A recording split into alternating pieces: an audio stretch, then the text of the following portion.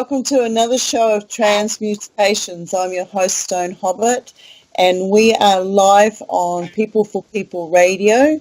Great bunch of people with open minds.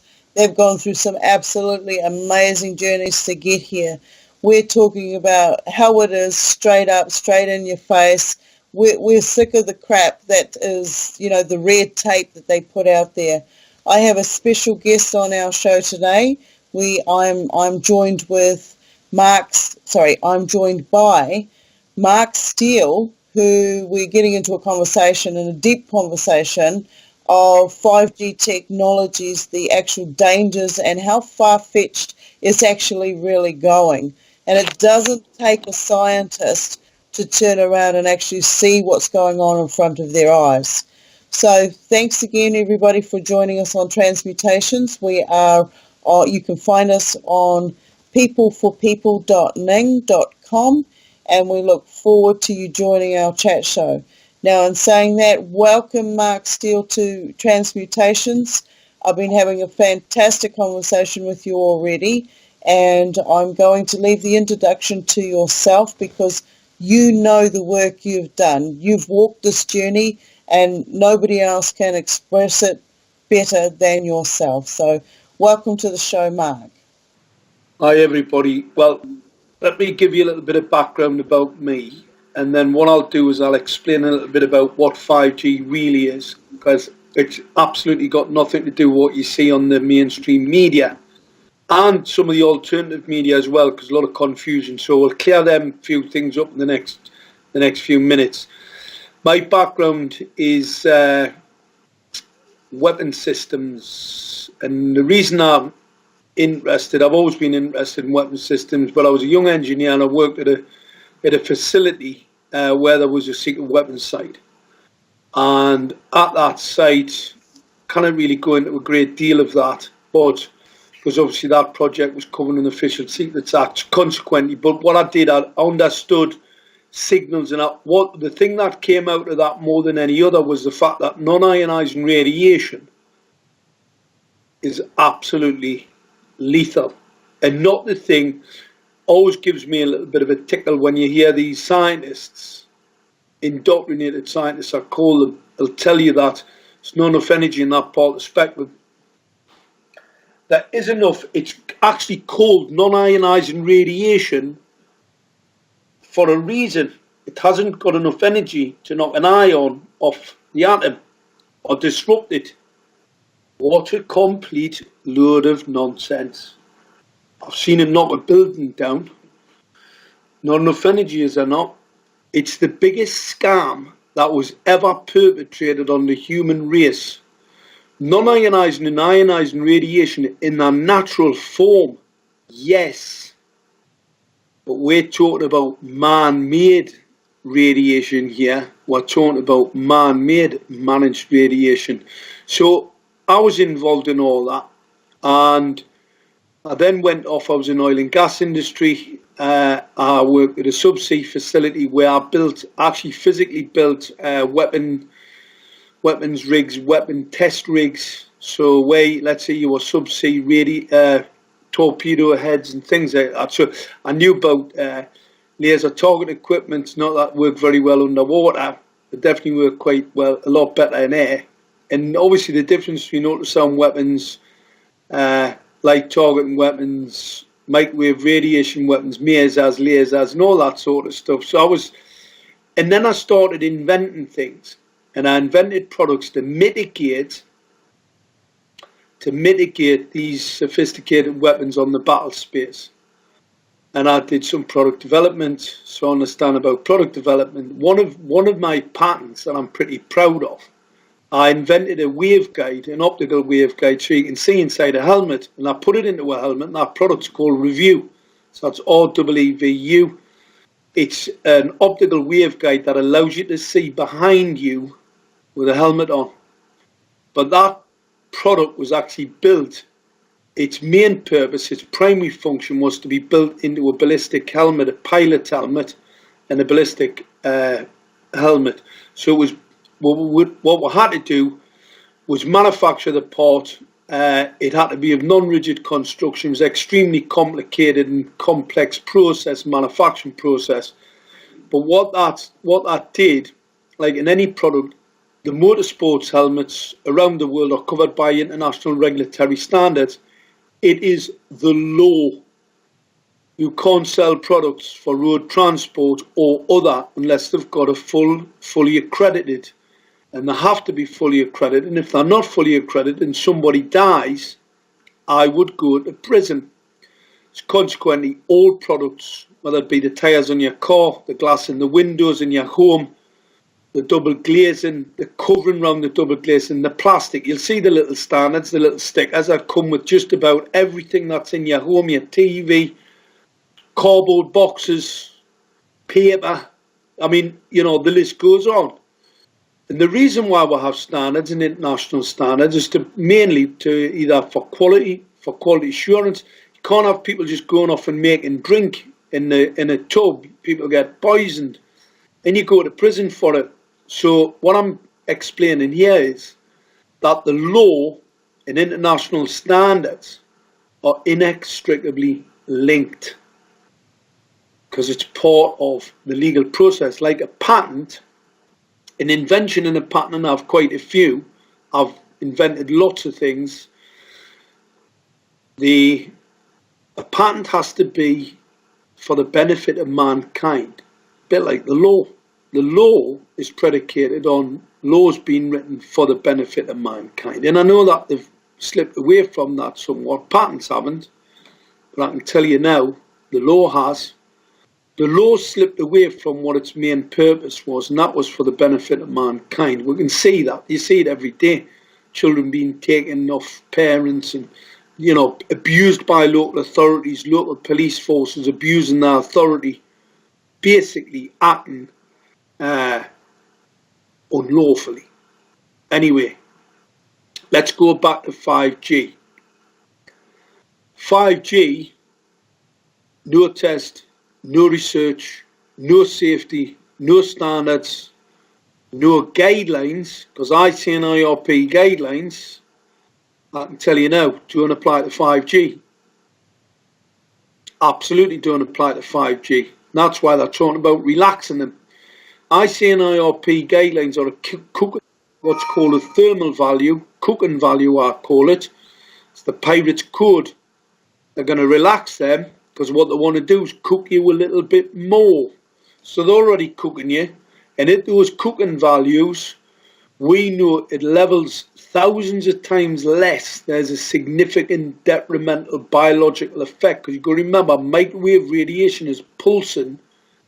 If it's got signals in it, it's pulse modulated, and it's pulse modulated, which makes it extremely dangerous. This is where we go from natural radiation to man-made radiation. One's, you know, pretty powerful, but it's in its natural form, and it doesn't affect humans. And humans have been around for a significant number of years, and you've got used to it. Pulse modulation, quadrature amplitude modulation. You're getting into some really interesting signals there that are absolutely unnatural to life. And that's why they kill biology, kill life. So 5G, let's define it. Its first definition is densification. That means more, significantly, a lot more. Transmitters on every device in your home. Transmitters on every lamppost outside your home. Large MIMO tanks in fields so that supposedly tractor drivers can, they're not needed anymore and you've got autonomous tractors. The whole thing is a scam. It's a scam because what they're building on you is a kill grid. It'll kill you because that radiation's class 1 cancer causing. The more you get, the more it kills. Consequently, you start adding tens of billions of these transmitters. Now we're talking simple physics here. We're just talking about the physical properties of energy in air, microwave radiation in air, complex microwave radiation in air. It'll kill. So That's densification. Here's the really interesting bit about 5G. 5G's got nothing to do with your telecommunications, nothing. What 5G is a weapon system. And how I know it's a weapon system is because I invent products to mitigate these weapons on the battlefield. And I can tell it's a weapon by its antenna design mainly its antenna design, and also the scam of autonomous vehicles, because what they're saying is we need to put these antennas up that can collimate a signal. It's basically what's called a direct energy weapon. That's what it's called, a DEW, D-E-W, direct energy weapon. And how you do that is you collimate a microwave radiation signal using what's called a dielectric lens. So if you see an antenna with a dielectric lens, then you know it's a specific weapon. If you see an antenna that can actually pulse modulate, where it can actually do an offset signal where it punches out a signal, this is called phased array, this is radar. That's also extremely lethal to life. Alright, so that's where 5G is. 5G, its blanket coverage operates in the sub-gigahertz, so don't everybody believe it's higher frequency waveforms. It is, but that's not all it is. Its main blanket coverage is sub-gigahertz, right? So I tell you this is all about faster frequencies. I'm going to tell you it's not. What it's about is scanning with a dielectric lens, target acquiring. So you've got a scanner which target acquires, and then you've got a little thing on the antenna that allows you to fire a signal and kill you. So that's what 5G is. 5G is a weapon system, got nothing to do with telecommunications. That's what it is. So there's the definition. And like I said, how I know is because, well, I know a lot about this type of stuff. Believe it or not. Not a very good story. I get a lot of government trolls tell me I'm a conspiracy theorist. My local authority said I was a conspiracy theorist. So they took me to court where I smashed their case to bits. Because obviously I'm not a conspiracy theorist. I'm an expert. Unfortunately for them, because we are absolutely far too early. They didn't expect anybody to have worked out that not only is the 5G kill grid, so that's what it is, this will commit genocide on the populations as we speak. As we speak, this is killing and will kill in the millions. What I mean by that, the exposure to the current radiation, the epidemic, what we call the peak epidemic rate, could be 15 to 20 years away. You won't get that far, by the way, because this thing's going to be fully operational by 2021, and when it is, it'll fry the whole world. It's already killing all the pollinators. It's already wiping out all the small birds. We see that. You only have to go out and look out of your window, look up, drive along the road and say how many small insects aren't hitting your windscreen, how many small insects aren't hitting the car. You don't need to wash it, get a bit of dust on it, but you're not getting many insects on it. That's what you call the coverage of this 1G, 2G, 3G, 4G. Now, this technology goes back many, many years. It hasn't just been developed. It's a lot more sophisticated now, a lot more sophisticated and a lot more lethal. So, technology's been around for quite a number of years. LED streetlights. Now, if anybody doesn't believe what I'm saying, I'm going to explain something to everybody here today. This is the reason why you have to do your own research, but must take action. Talk, tell, text, get active. No good sitting on your laurels, no good sitting on your keyboard. This is here to kill you. People will go, he's absolutely crazy. What is he talking about? The man's a madman. I'm going to tell you how I know, and I'm going to prove it to you. The LED streetlights, this is the blue phosphor coated pulse modulator, so that's called flicker in layman's terms. So these flickery LED streetlights are a class 1 cancer causing emitter. Light radiation is a class 1. They've just stuck a class 1 cancer-causing radiation. I mean, the microwave radiation, its current classifications are 2B. These things are a class 1. They've stuck it outside your bedroom window. Your council knows because they've been told by our government regulatory bodies that the LED streetlights, the blue phosphor-coated, pulse-modulated LED streetlights, are risky to children, risky to wildlife, they're experimental, they're in breach of the Nuremberg Code, and they are an indictable crime. Anybody rolling them out, anybody fitting them on top of lights, on top of lamps, on top of standards, anybody involved in it, anybody involved in 5G, I'm going to tell you, it is an indictable crime. We know that as a matter of fact because it's experimental. It's in breach of the Nuremberg Code and is a crime against humanity. And my near locality, we've already calculated the murder of 400 citizens in Gateshead alone. I was just showing the data to a solicitor today. He was astounded. I have a legal team.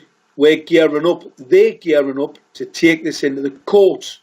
Because fortunately, for everybody in the world, the court system still hasn't been totally corrupted.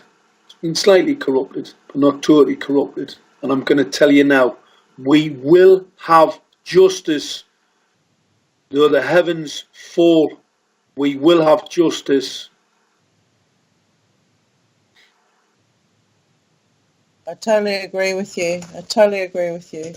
I mean, people are waking up everywhere. So anyway, jumping right along, I've had an experience last night. We've got LED lights right around my vicinity.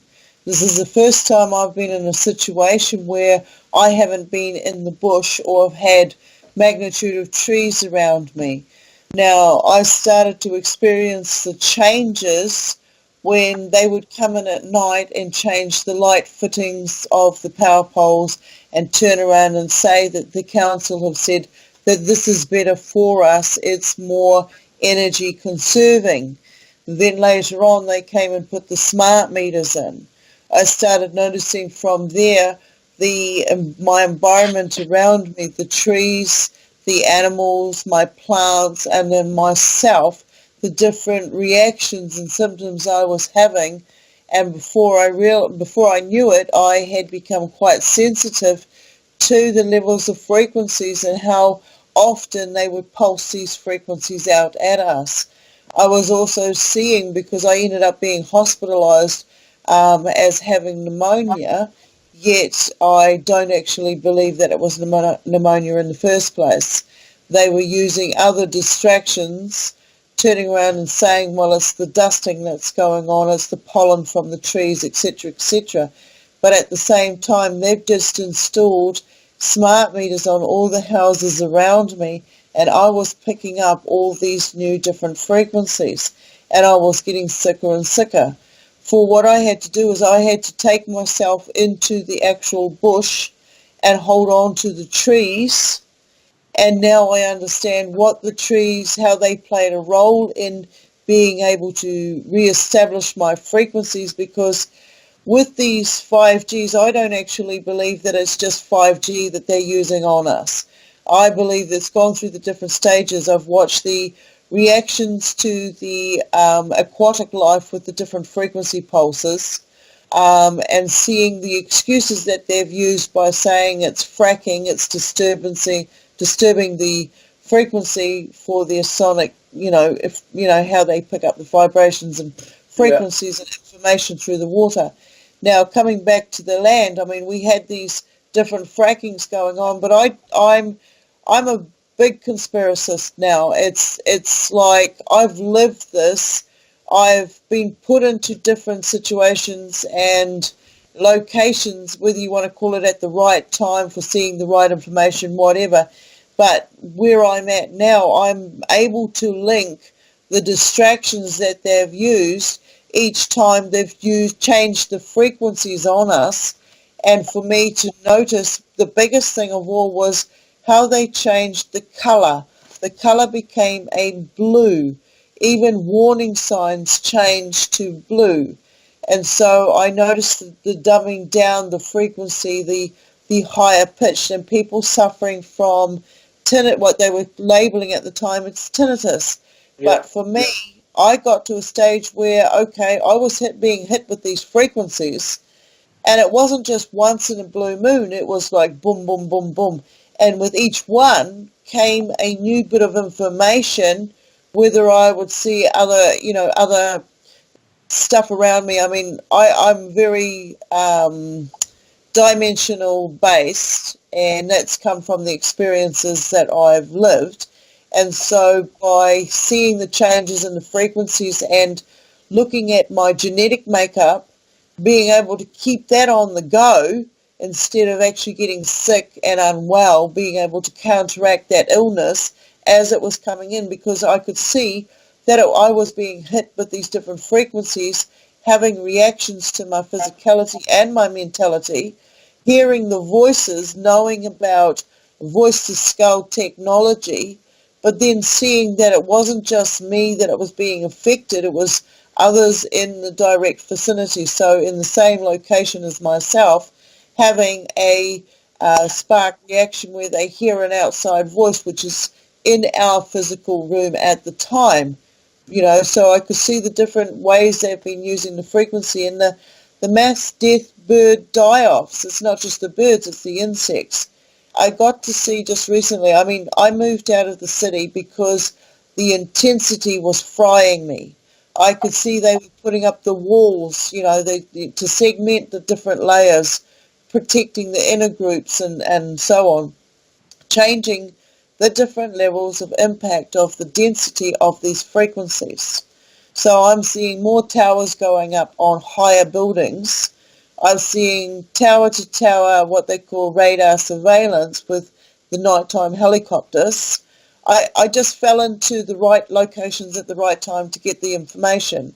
It was almost like I was guided, so I'm also cautious with the information, but I'm sharing the findings of how I've gotten here.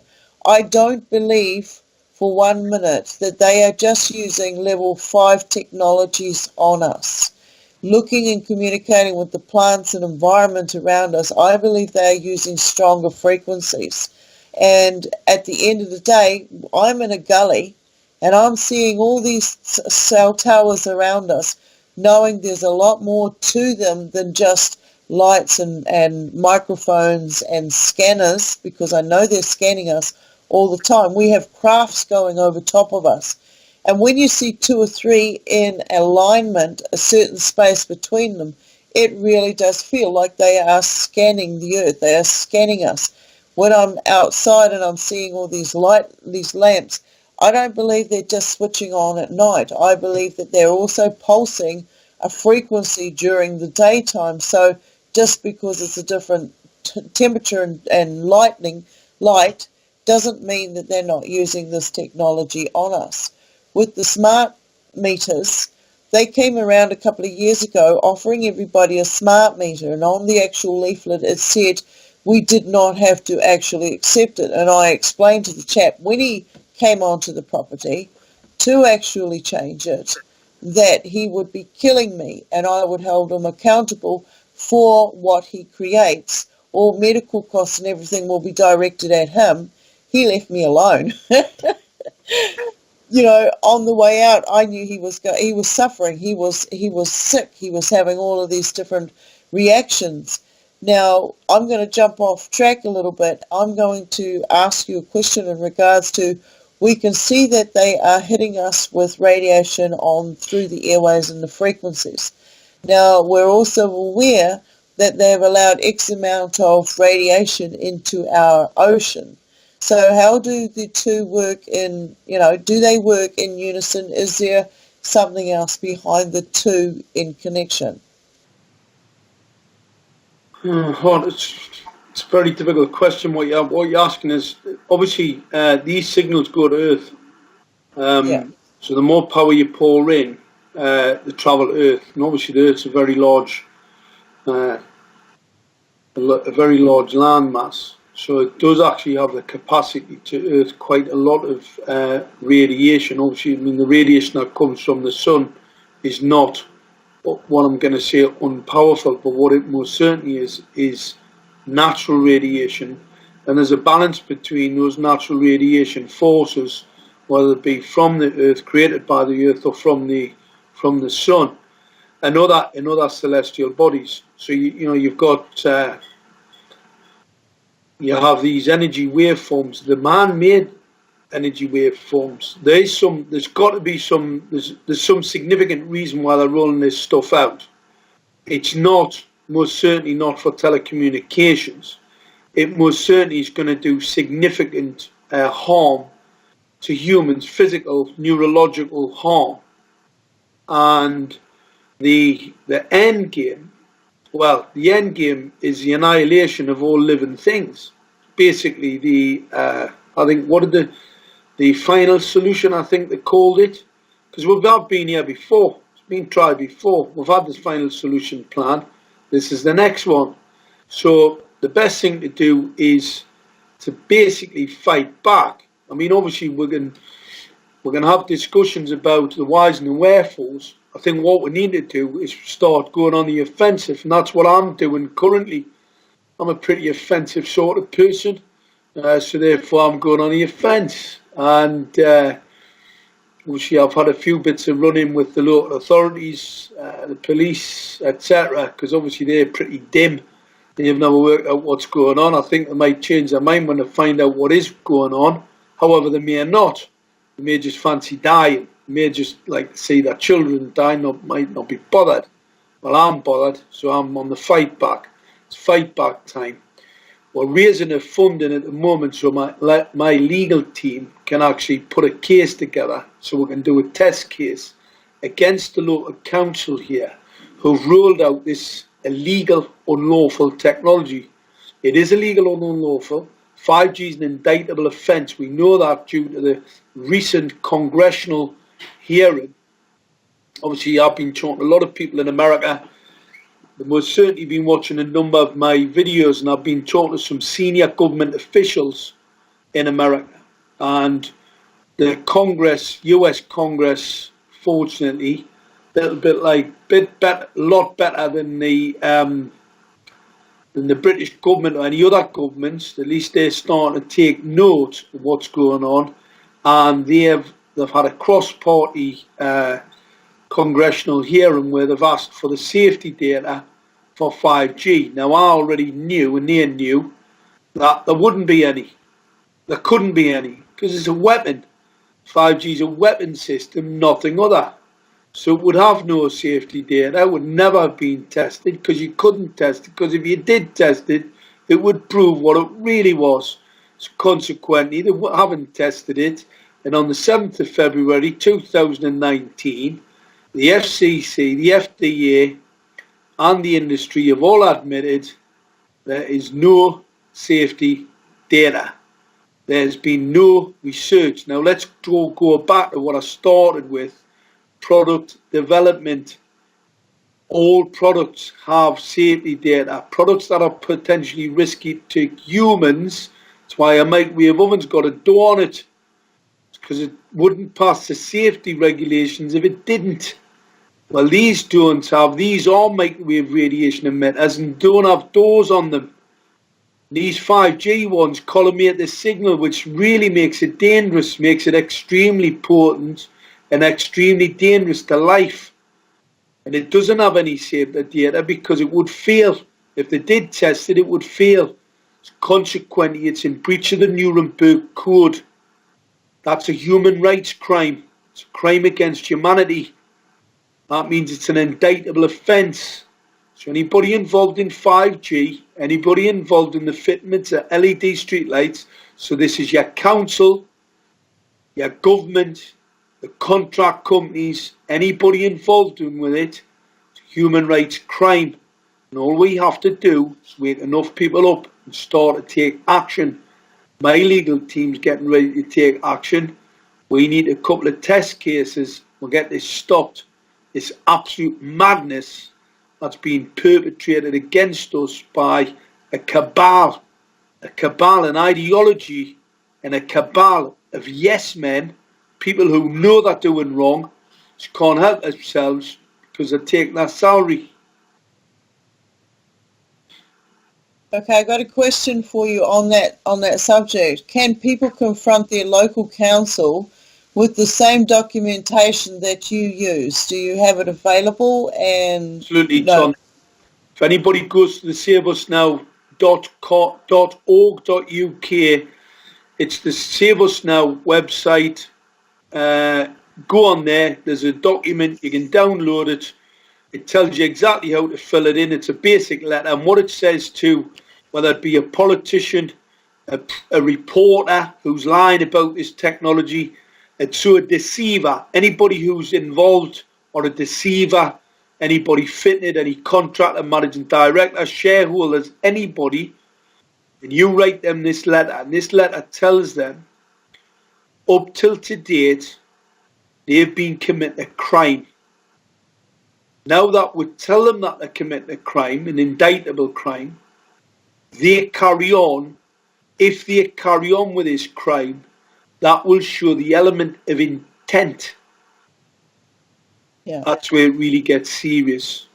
Because if they want to carry on, let's say they want to take the risk, very risky thing to take, especially if you've got a nice house and a nice potential pension to retire on, because by the way, you won't be retiring because 5G will kill you and everything you love. If we don't stop this weapon system by 2021, it's all over. We may go to another couple of years because I know they're having some trouble with the technology, by the way.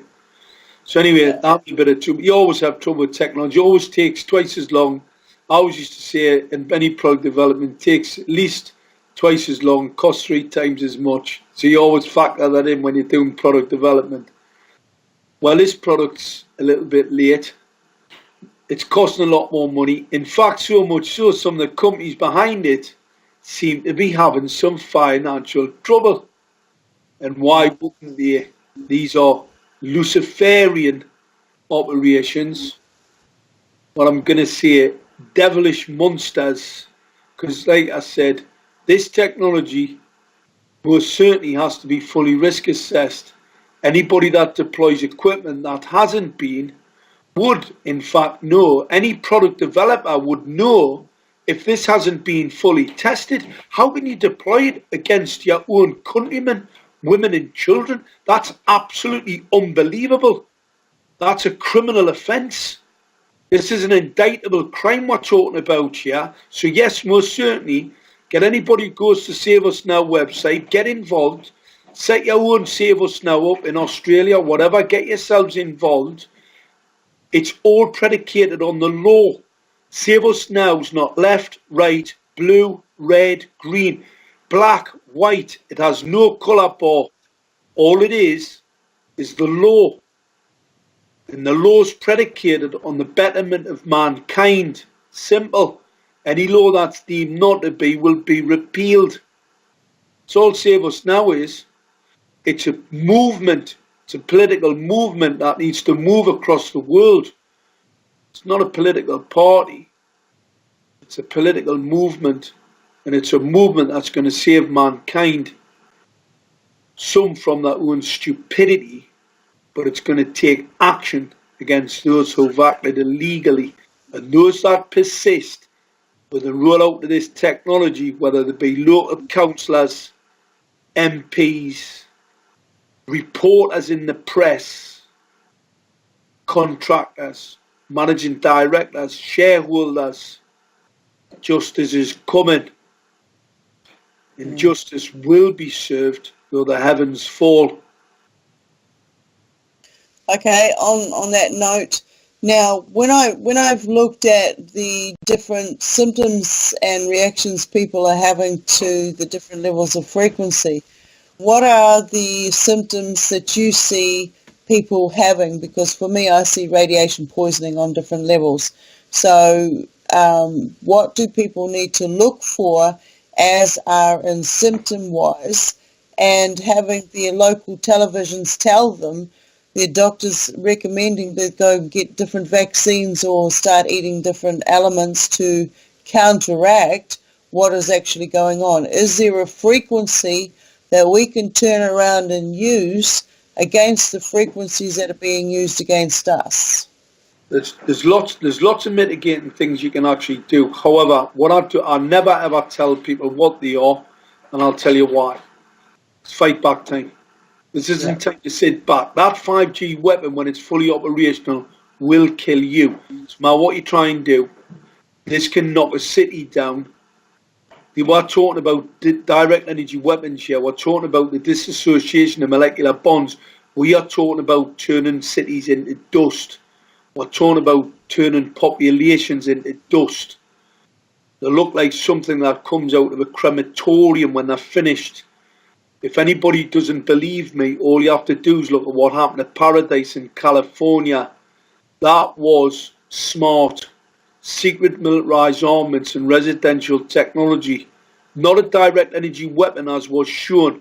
I did watch direct energy weapons over California. I did watch them and I thought, yeah, that's a bit of a smoker, because most direct energy weapons, in fact, all direct energy weapons operate in a non-visible spectrum. So why would you see somebody with a direct energy weapon hanging off a helicopter firing at a building in California? Well, to me, that was like shooting JFK with a tracer round. You know what I mean? You just see the bullets coming from all over. I thought that's ridiculous. So what I believe happened in Paradise, because what they don't want people to know, these smart devices actually charge your home. The more you have, the more you break down the fabric of a building. So any hydrocarbon-based material, plastics, woods, breaks them all down, basically turns them into what we call tinder wood, ready to blow up. So then all you need is an ignition, and the next minute, everything turns to dust. And if you look at the fires, the ferocity of the fires, they were that ferocious, they didn't have time to burn the trees on the outside. The homes just totally disappeared as if they'd been cremated. So there's very, very little left. You know, melted steel, that old sort of focuses on potential resonant frequency signals where you just bend the steel.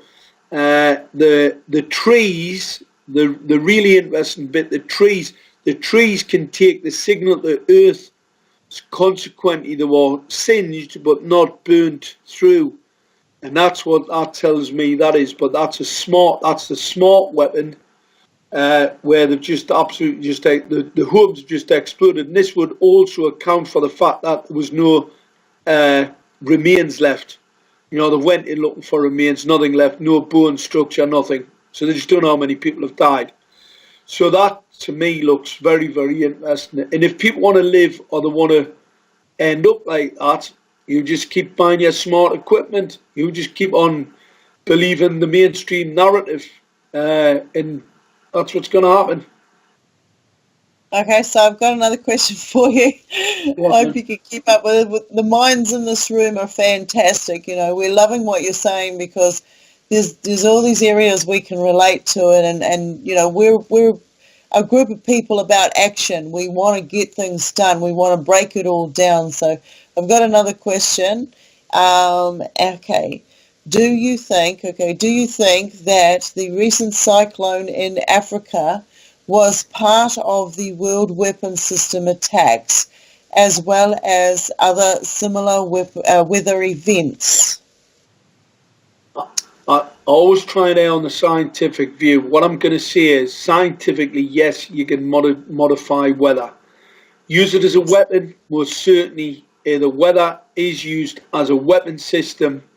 And if you look at what's happening in Europe, the chances are it was most certainly an attack, a piece of weaponry. I'm pretty sure about that, without actually, you know, having the total confidence, not 100%, because that could be just a very small chance. It could have been a freak weather event, but it would have to be a freak weather event. But I can tell you now, this weaponry most certainly can cause those type of weather events.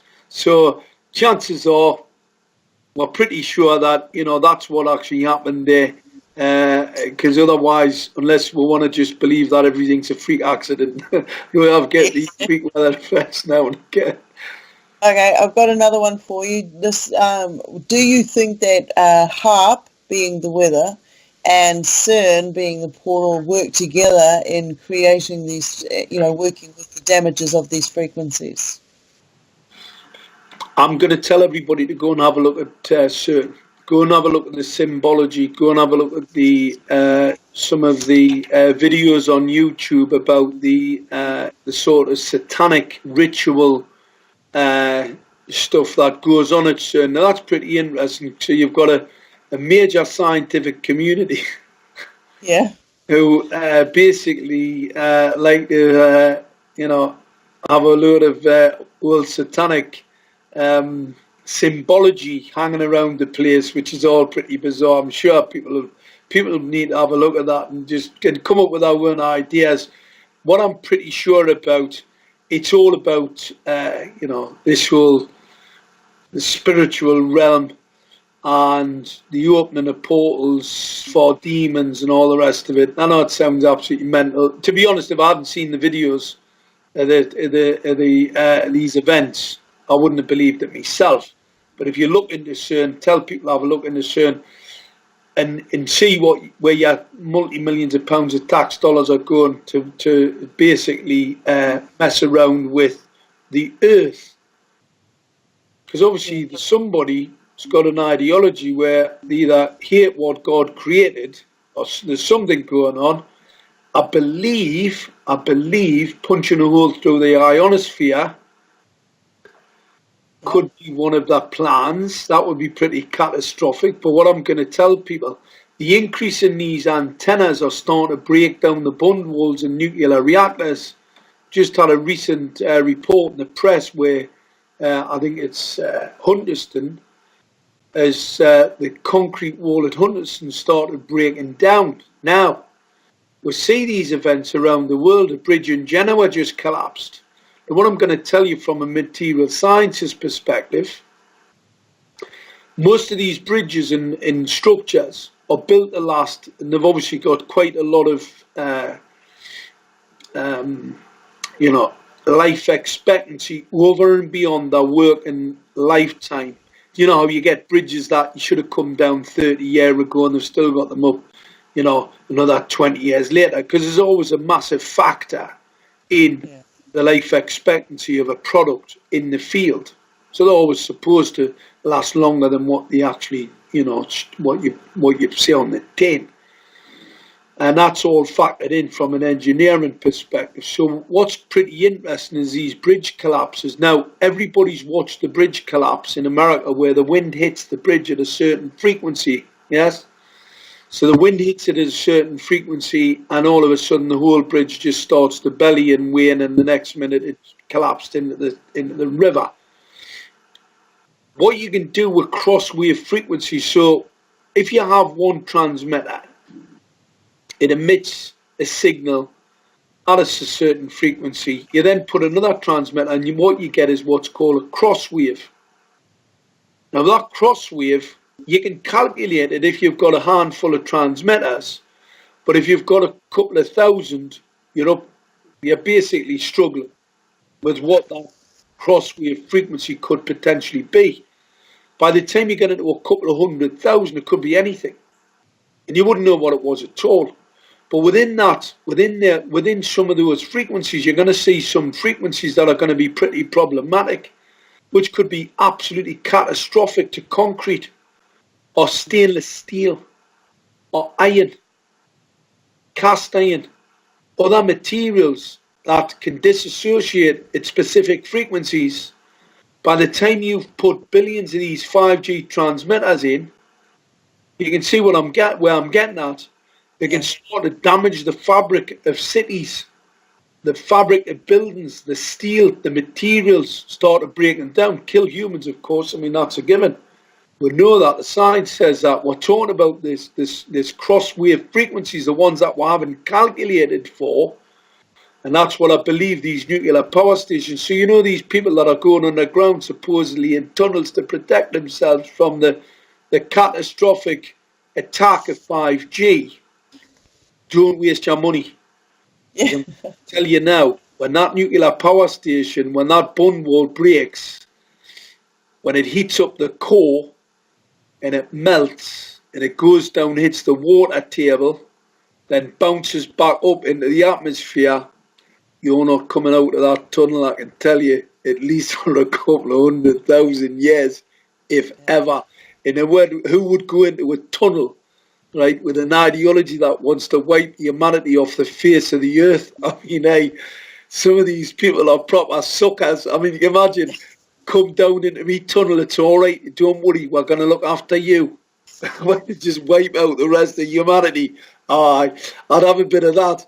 It just shows you some people with money are absolutely thick to even that they want to go underground. Somebody's gonna with an ideology that's gonna wipe out. Oh, it's all right, don't worry. As long as you're part of what devil's coven, you'll be all right. Bet they will. Yeah.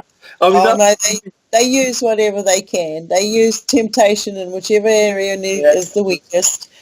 Now I've got I'm looking at the plants, and I know that 5G has an issue going through water and plants, leaves. So how does that actually work, and can that help prevent, basically what I'm saying is during the winter time we don't seem to be as affected as much unless they up the frequency, up the pulsing.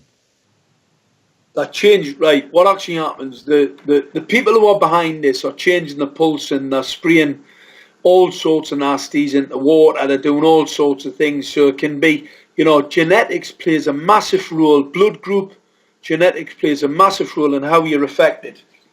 But so does your diet. So your diet, your blood group, your genetics all play a role in how you're protected from this. And then there are ways that you can mitigate the radiation. However, what I say to people, fight back. This is no time to run. This is no time to hide. This is no time to protection. The best form of defense is offense. Attack. If we don't go on the attack, whether it be through the legal system or other, believers, you're going to die. Trying to cover this up, trying to hide from it, it's not going to work. Anybody that hides, put their head in the sand, you're going to get a kick up the back. There's nobody going to be immune from this. This will kill everything. And we've got, like I said, I've calculated roughly, we've got 2021, maybe a little bit longer, because obviously product development's not that good. And these companies are going belly up now. Yeah. They're on the ropes. These are government quangos. We've got the quangos. There's a couple in the UK who've been responsible for 5G. They're teetering at the brink of collapse. People aren't buying into smart meters. They're telling the meter companies, the energy companies, to take them out. They want them removed. The plan's not working. People are starting to wake up, as you said before, Stone. They're waking up. People are waking up. They haven't woken up properly. But they start to wake up. You have to start listening. You need to start acting. Yes, definitely. I've got a couple more questions. I've got seeing some of the 5G street lighting without the antenna on top. Could you, Mark, please explain why some have these antennas and others don't? Well, some of the designs that we've seen now, the antennas are built into the lighting system. Some of them, we've had people where one lady who works where I work, she was promised by her local council they weren't fitting the transmitter. She's got exactly the same lights as what we have. They were told, all the people there were told that they weren't going to get these transmitters. And then what happened, the council came in the middle of the night and fitted them.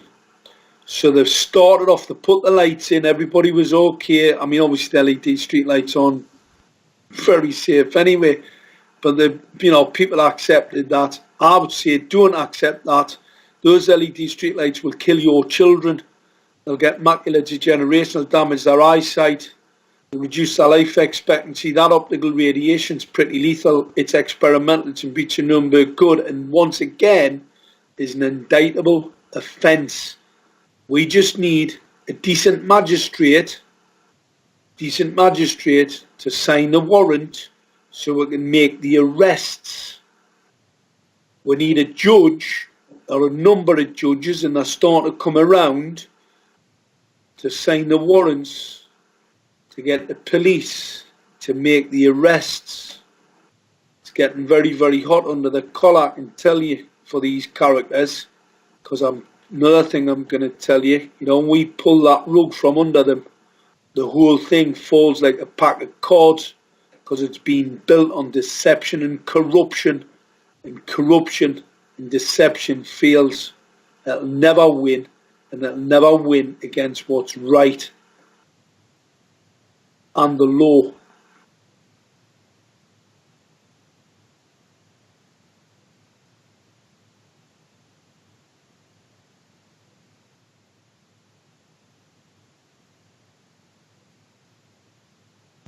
Sorry about that.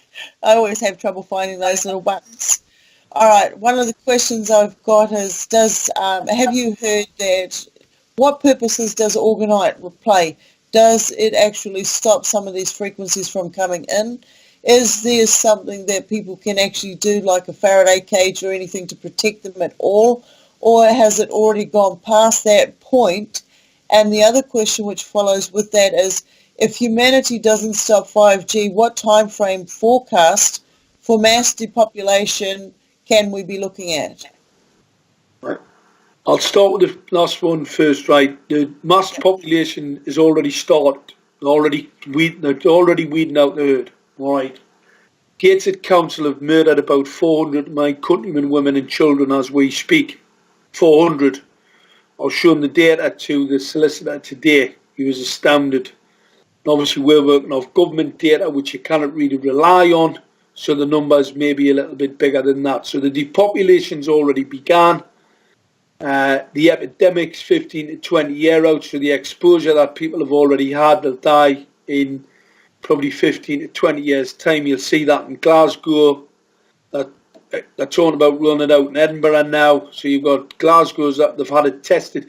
They were testing it in Glasgow, I think, about the same time when they were rolling it out in Gateshead, because they started getting it here in 2011.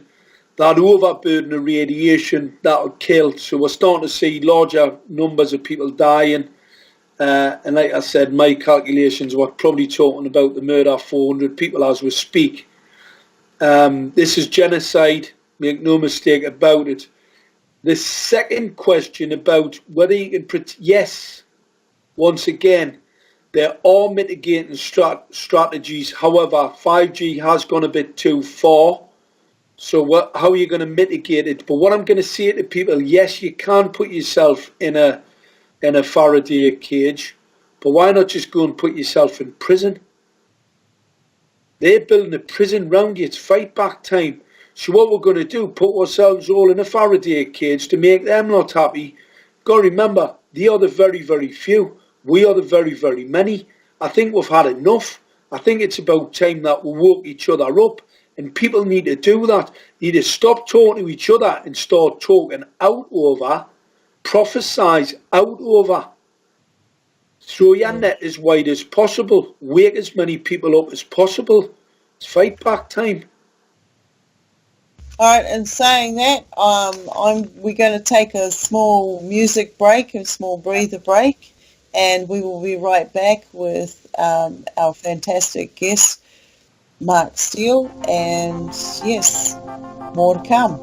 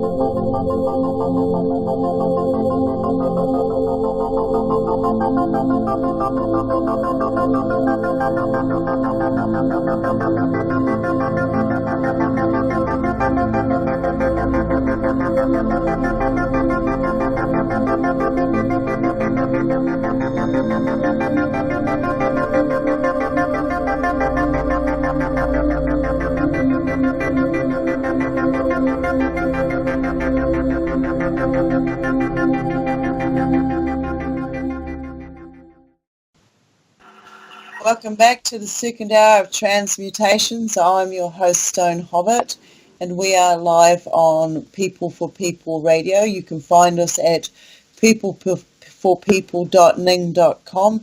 And I have a special guest on the show today. We've had some fantastic information coming through. Mark Steele, thank you for coming back and explaining 5G to us and the ins and outs of it. So we were up to some questions, Mark. One of the questions that came in was from Star. I was going to ask about the smart meter fires that are happening in California. I myself have also seen some of these fires taking place in New Zealand. So is it the pulsing, is it the actual mechanics behind it, or are they upping the frequency? The big problem with smart meters, obviously you've got all meters used to have what's called an earthing capability. It's called a surge arrestor. And what that surge arrestor is for, obviously if you've got any surge on energy in the house, so let's say you get an element break, or you've actually shorted something, you potentially get a surge, and that energy's got to go to ground. So most meters have a surge arrestor, and it stops it from damaging the meter, but also, because the meter is pretty sensitive, and also it takes that energy to the ground. Now, if you're on a smart meter, they don't have one, because some bright spark knew that if you had a surge arrestor, an earthing sort of attachment to a smart meter, it will take the telecom signal, or a lot of the telecom signal, the problem with the telecom signal, and take it to Earth.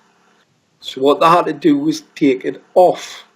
Pretty interesting, I'm going to say, because if you take it off, then obviously you open it up to risk in the home of a fire. So if you get a surge, let's say you get an element break, next minute you've got a surge, got nowhere for that energy to go, pop goes the meter, up goes your meter, starts to set a fire away. Or it could have developed a fault itself, there's nowhere for the energy to go, up it goes in flames. Now there's also another interesting part to it. Obviously anybody that's worked on a gas plant, they'll tell you that gas systems can potentially leak a bit. So if you've got, let's say, a meter where there's a bit of gas leaking, and I've got a 5G collimated signal firing up your 5G transmitter in your smart meter, all of a sudden you potentially could have an explosion, couldn't you? Because basically it's microwave radiation in air, so you've got a nice little mix of gas there potentially, and all of a sudden you could have a fire. So lots of reasons why smart meters can burst into flames. Lots of reasons, lot more reasons than normal meters. But the biggest risk to smart meters, they can be hacked. So they can just change the price. It will. You wouldn't know.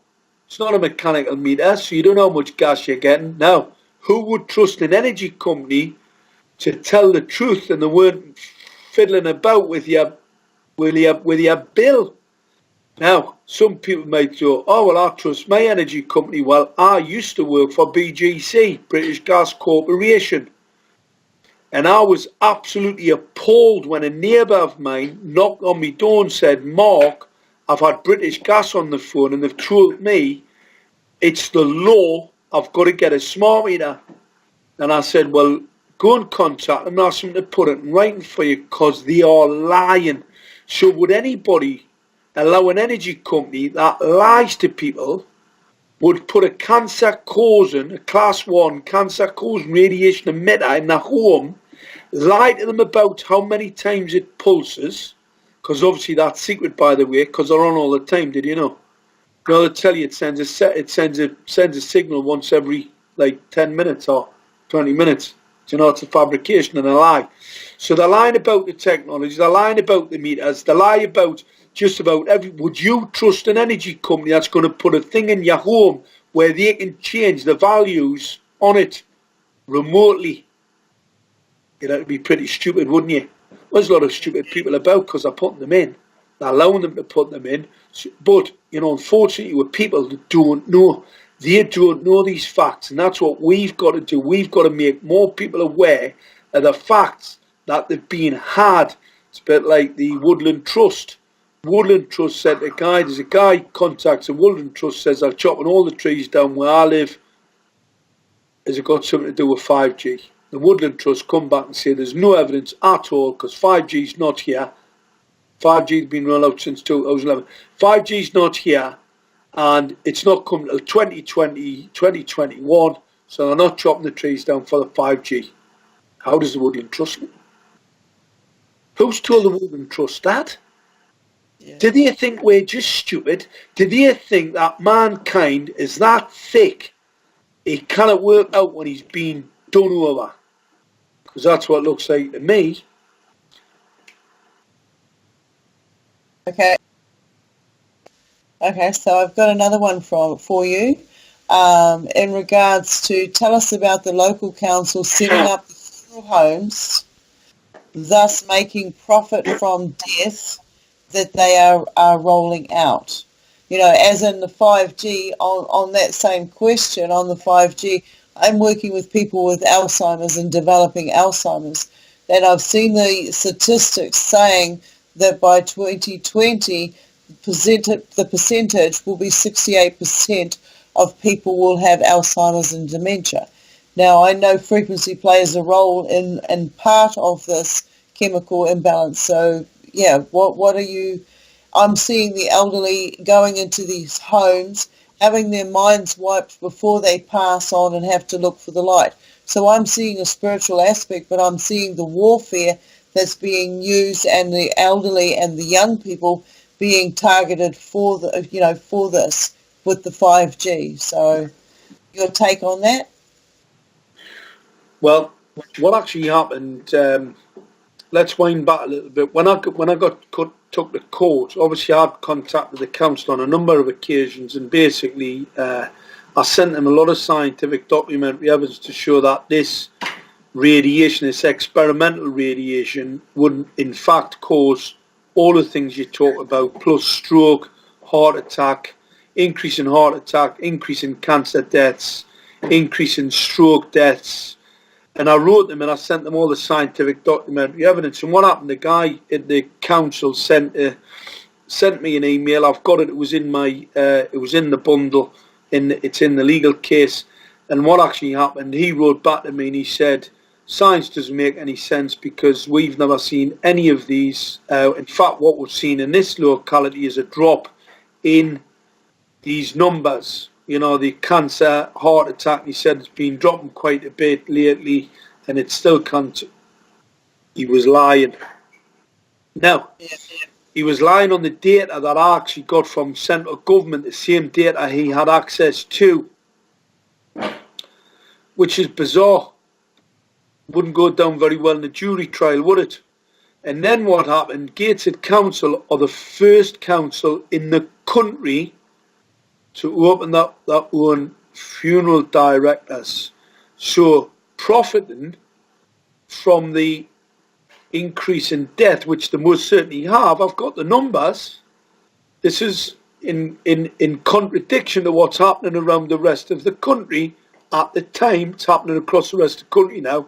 So they're murdering people right across the whole of the UK as we speak with this technology. But at the time they were just murdering them in Gateshead. And the increase is quite substantial.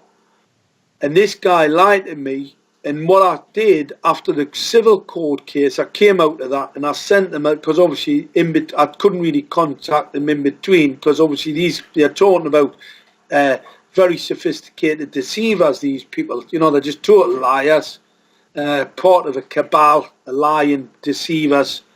I think it goes with the territory. Anyway, when the civil court case where I was based, the judge said I could carry on my campaign, I came out and I sent them an email and a freedom of information request, and I asked them for the business plan for the funeral directors, because what I was interested in seeing is if they were expecting or they planned for a large increase in death in the area, because you see that could be like murder, couldn't it? If they knew that the 5G was causing this and they were going to try and profit on it. So they don't even want to kill everybody, they want to profit on the back of everybody dying. So I wrote them the letter, and they have refused, in a freedom of information request, to furnish me. Now this is the law once again. They've refused to answer that particular freedom of information request. And I'm pretty sure why, because if I was to get my hands on that business plan, it'll show a massive increase in growth. And the reason why they opened it was in fact to capitalise from the increase in deaths, premature deaths from children, older, younger people. What we're seeing now is people dying in their 40s, 30s. David Smale's wife died. I mean, people won't. This is unbelievable. David Smale's wife died of a brain cancer. And David, I measured the radiation in his bedroom. It was about 1300 millivolts, which is significantly higher than the Council of Europe 200 millivolts that they say is safe. It's not safe. 200 millivolts isn't safe. Bioinstitute report says 30. But here in Gateshead, our minimum 600. We've got an average of about 1200. David's was 13. I've measured up to 4,000 millivolts in a bedroom. And David Smales made a victim statement for my civil case. Unfortunately, David couldn't be at the court case because he's dead. He died 2 days before the case. So not only did it kill his wife with a brain cancer, but it killed him by damaging his heart. Because this type of radiation smashes your heart ventricles to pieces and you die. So he's dead. So that's the story about the funeral business, that my local authorities think that they think we should pay them rates. Do you think I should stop paying them rates? And here was an interesting one. I'm having a word with a lighting guy outside, strong words. I rang the police because I wanted them arrested for murder. And obviously the police would come. So the police said, we're not coming, Mark, this is a matter between you and the council. Anyway, the next minute they turn up on behalf of the council. So they turn up on behalf of the council, and this copper, he's only got his body camera on. In the conversation he's having with the lighting guy admits to the copper that there's something in it. He goes, oh, I think there's something in it. He said, I mean, he says he's a weapons expert. All right. I'm a weapons expert, all right. So he says there's something in it. He admits to the copper there's something in it. And then the copper comes across to me, he says, come on now, he said, why are you arguing with these? Two wrongs don't make a right. I said, listen, that's a weapons system all the way from China.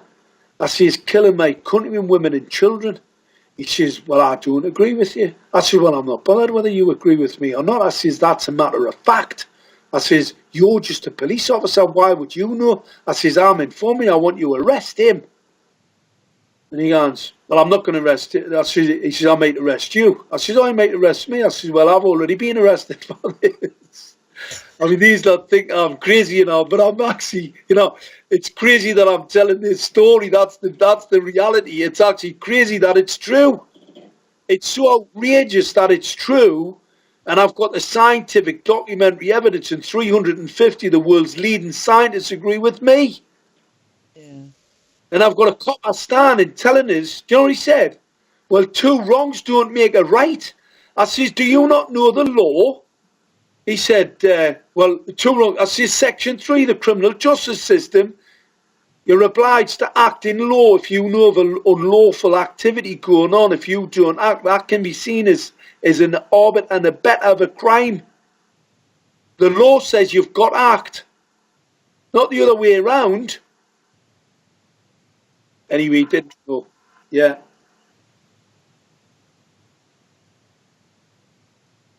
All right, cool. All right. Okay, it looks like we've got a few more questions rolling in there. Go on then. Okay, let's see where we're at. Okay. Can Mark please tell us about the local... Okay, we've done that one, moving right along. Okay, can Mark address dirty electricity generated by smart meters? Dirty electricity. Dirty electricity just means more complicated signals, like man-made signals. Like we said before about the signals coming off some of these transmitters are very complicated. The dirty it just means it's more aggressive to the body and more damaging to biology. It's not a smooth sine wave, you know, where you've got iterations in it. That's all it means, really. It's more of a toxic type of radiation.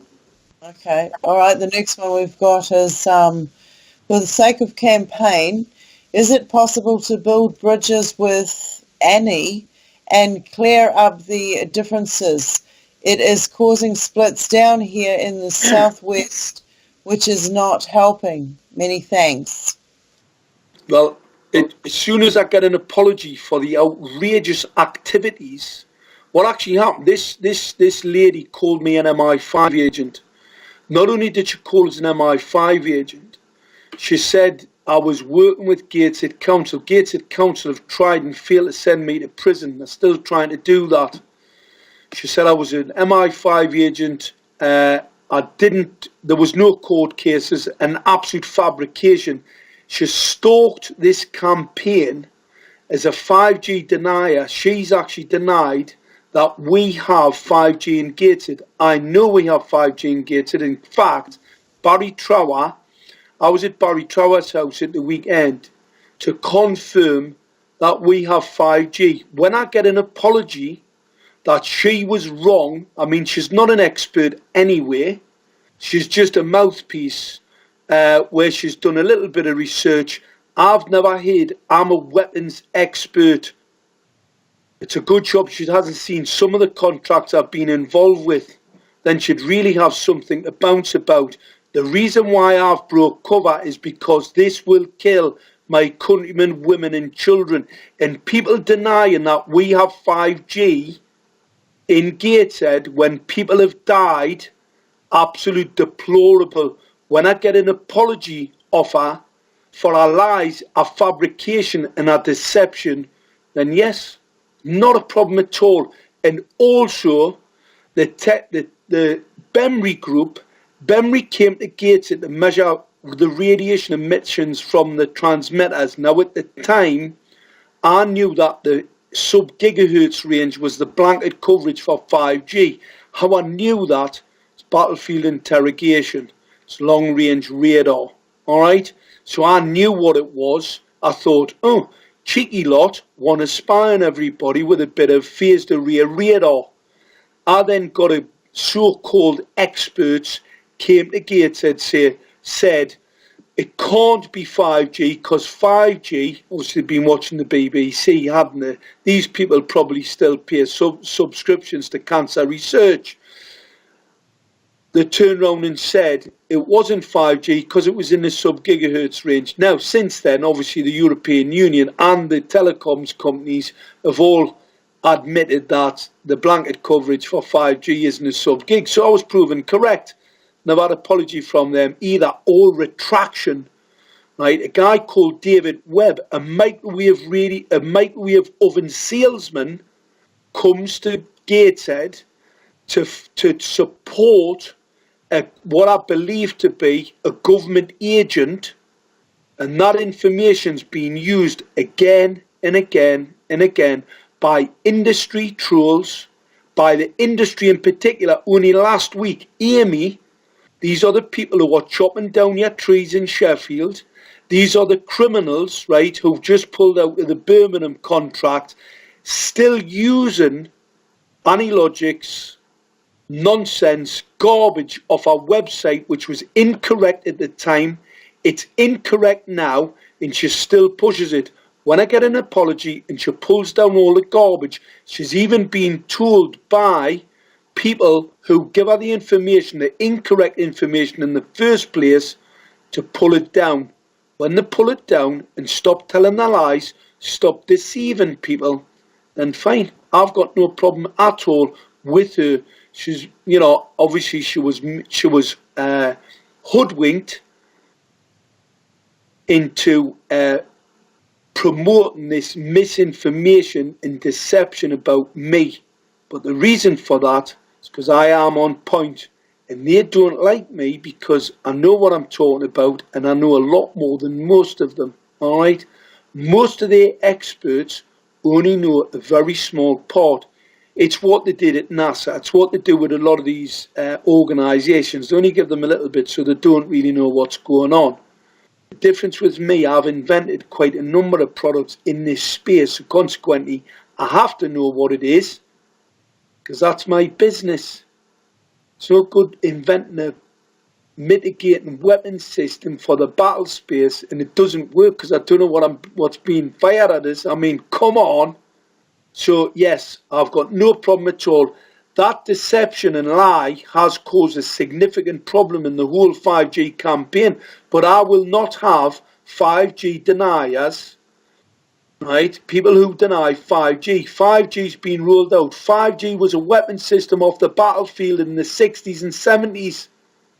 The phased array radar was used to target women on Greenman Common. They're not listening to Barry Trower. And then what happened is it's not coming out till 2020. Anybody tells me 5G's not coming out till 2020, I know they're a 5G denier. And I've got no time for them. So I've got no problem, making up. But what I need is a retraction, an apology, and the garbage taken down off our websites that the industry have used all the time to discredit me. I mean, it was nearly as bad as what Gateshead Council tried to do. Didn't work out very well for them. Won't work out for anybody else, because I'm going to tell you something. The truth always comes out. I've just had an idiot tonight tell me, because obviously we're raising a number of funds to go on the offensive, obviously to stop Gateshead Council send me to prison. The guy's been on a page on that, I think some Stop 5G page or something. The guy's absolutely delusional, saying he's had conversations with me. I can't even see his profile. He's never even been linked to me. Can't even see his profile. So he's putting all this garbage up about we didn't have a trial. I'm raising this money. I'm a total fraud and all the rest of it. I mean, it's absolutely bizarre. And these people are just allowed to just run their mouths off and slander people. Are just any site that allows that to happen, right? Obviously, they've got to be taken as a bit suspect. You've got to remember, I've been involved in some very, very interesting projects in the past, and deflectors, deception, right? I know these people. I've worked, right, in places where these people are embedded. Deception, deceit, distraction. That's the 3 Ds. And they do that deliberately, right? As soon as I hear negativity, I don't like the look of him. I don't like negativity. It's like a cancer. Stops any campaign. And obviously these people are very negative. I'm pretty positive. I'm a pretty positive, bouncy guy. I'm pretty offensive as well. And especially when people get in my way and tell lies to harm my countrymen, women and children, believers, I can be very, very offensive. In fact, I don't think they've realised how offensive I'm going to be. But let's just see what happens in these next upcoming criminal cases in civil cases, and let's just see what happens. Because I've got quite an interesting legal team, and they're pretty offensive as well. Well, we've had a few people say thank you for answering that question. You've added a bit of light to their needs. Another question that we've got that's come in is how can people in local areas, how do people measure radiation in their locality?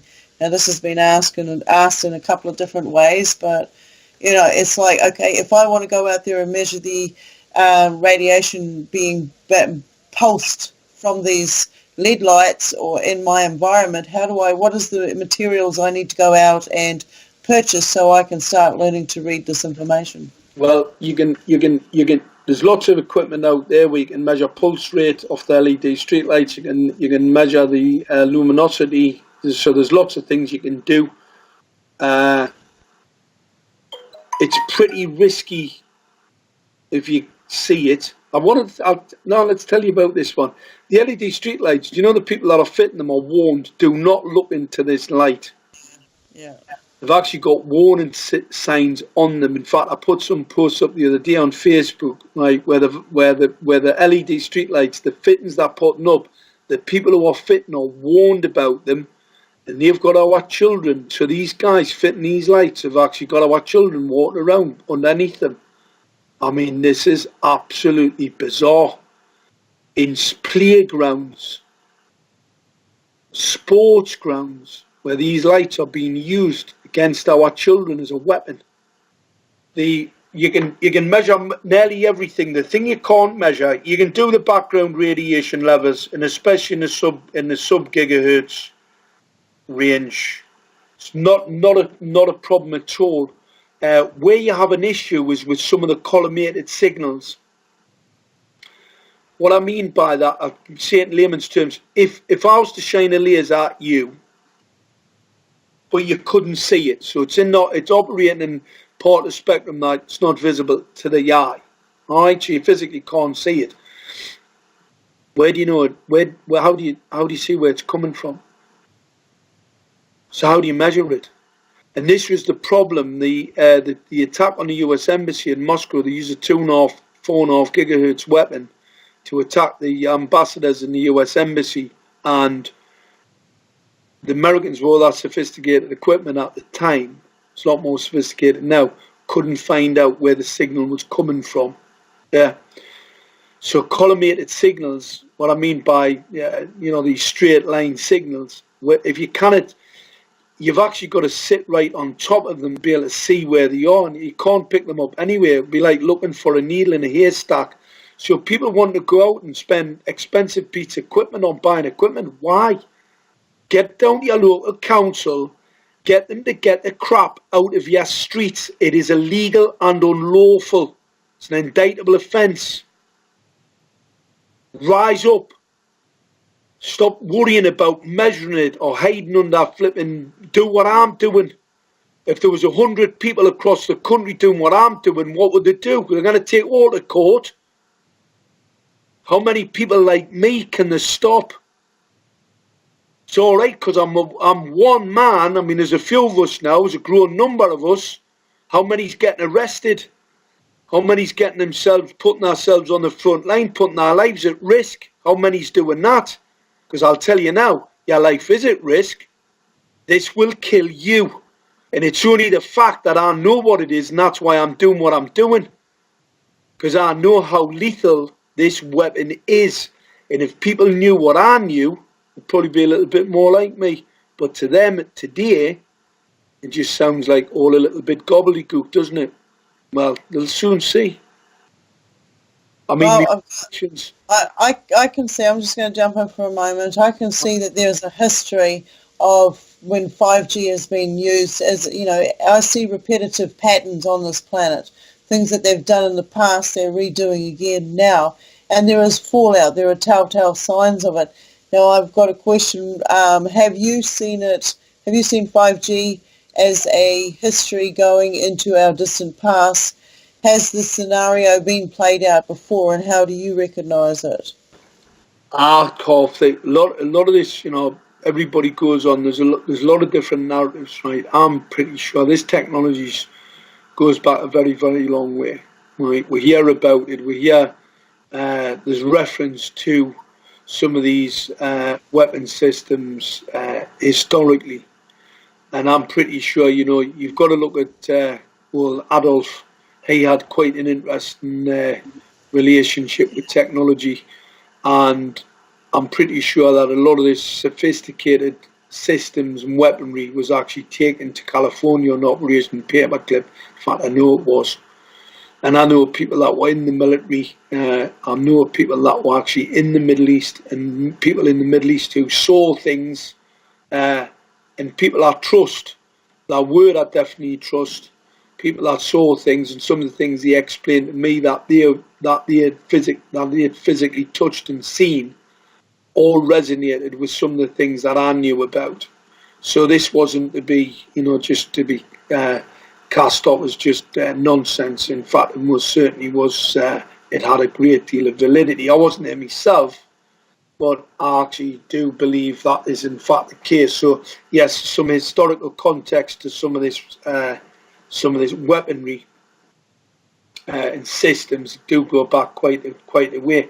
What actually happened, obviously you'll know that history unfortunately is written down by men, and a lot of it is messed about with, so you can't really you cannot really get the actual factual events and what is factual. You know, I mean, it's a difficult thing to sort of get your handle on, especially when we know that the documents and the evidence has been messed about with. So what we've really got to do is just, you know, remember that, you know, this technology is here today. We do have time.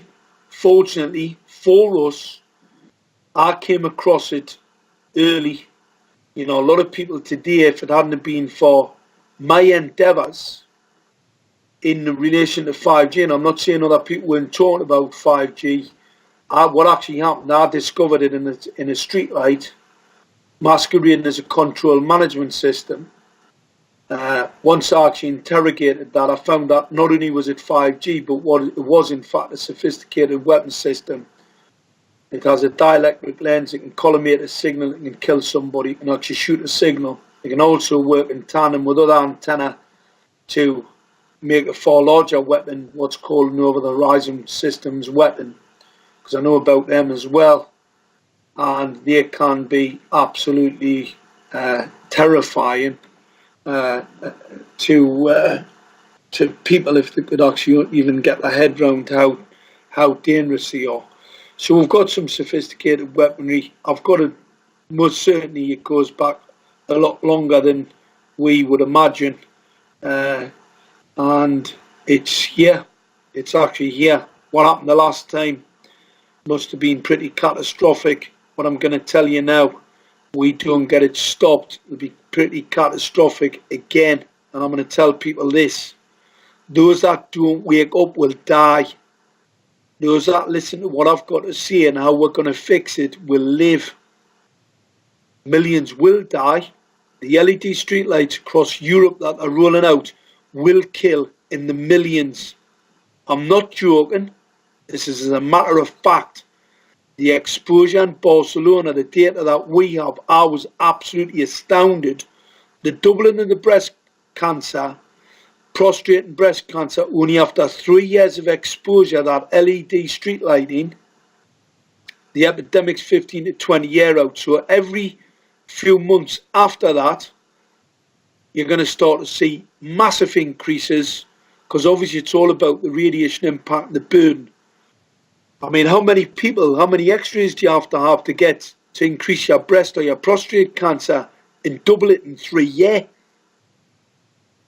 Think how lethal this optical radiation is. Now, I know how lethal it is, because I've got all the research papers to substantiate that, and especially with some of the research that were carried out in relation to some of the waveguide inventions that I have and the weapon sight inventions I have. So I know how dangerous it is. It's absolutely lethal. So that's going to kill millions. This is the final solution. People need to wake up. Then wake up, die. Wake up, we'll live. But we'll have to wake up, and enough of us to get it stopped. Do you want to tell people a bit more about the Sleeping Beauty and the Operation Pandora? Well, that just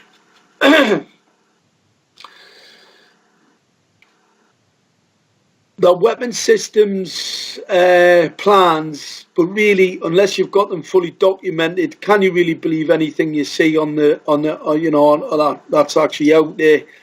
What I'm going to say to people: stick to what you can physically see and stick to the science. Why the reason I don't do the agenda? If you do agendas, I mean, I hear lots of people talk about who did it. I'm going to tell you who they are. I'll tell you who they are. They are the people that do as they're told. They are the people that do as they're told and know it's wrong. These are the kids who are chopping down your trees. These are the people who know that that equipment's got no safety data. These are the people who know there's no research to say it's safe. These are the scientists who are lying and not looking at the full body of evidence to show that this is absolutely lethal. That's who they are, and they will have to be taken before a court, and justice will be served. Let's stick to what we can do and what we can fix. And how we can fix it is by waking people up and doing things, people physically acting and getting off their computers and their keyboards. Handy going on your keyboard and letting people know, but also is getting out and sticking a few leaflets out and going, talking to people in the street, telling people about what's going on. That's more important, because obviously the internet's a controlled space. You know, this radio program could potentially go out to 1 million people, but I can tell you now it won't, because the people that control the internet will make sure that it doesn't. They're the same people. They were adversary. Yeah. All right, I've got one for you. Okay, well, we can see with all the different technologies they've got out there and they're bombarding us with, we can see the manipulation of foods and genetics right across the board. We can see that it is a slow kill program, agenda that they're playing out there. So why is it they are keeping us alive as long as they are? For me, because of the different alternative areas that I sort of have to dwell in, I see that the 5G is a slow kill-off. It puts us into a state of ketosis where we lose our minds and lose our memories of the information we've gathered on the journeys thus far. Then once we go to leave and we do the soul light energy or the light being that we are then caught in some form of net or casing. And right now what I'm seeing is, as much as the 5G agenda is rolling out, I believe that's just one stage of many other stages they've got. They've got the technology behind them, 6, 7, 8, 9, and so on, to the point where, as you said, everything is dust. Everything becomes dust. Nothing is savable. Now we can see that happening. If they've got all of this technology already, and they're using it on us in small doses, what is behind keeping us alive, even though they're playing the slow kill population die off? Well, no, they've been trying to kill us for years. What happens? We're like rats. The human race, we're hard as nails, man. They cannot kill us. They've been trying. They're trying to kill. Been trying for years to kill us, right? What they need is is they try to kill us, we get stronger, right? As they try to kill us, we get better at what it actually mitigating those risks. Consequently, I mean, it's like the flu epidemics, the pandemics, and all the rest of it. Kill a few million and think, oh shit, we didn't get them that time, let's try again. So they've been tried for, and it's went on for quite a number of years. You know, you've got it with all your charities, your cancer research. I mean, come on. The injections, the flu injections, I mean, come on. They've been trying for absolute years. We aren't that easy to kill.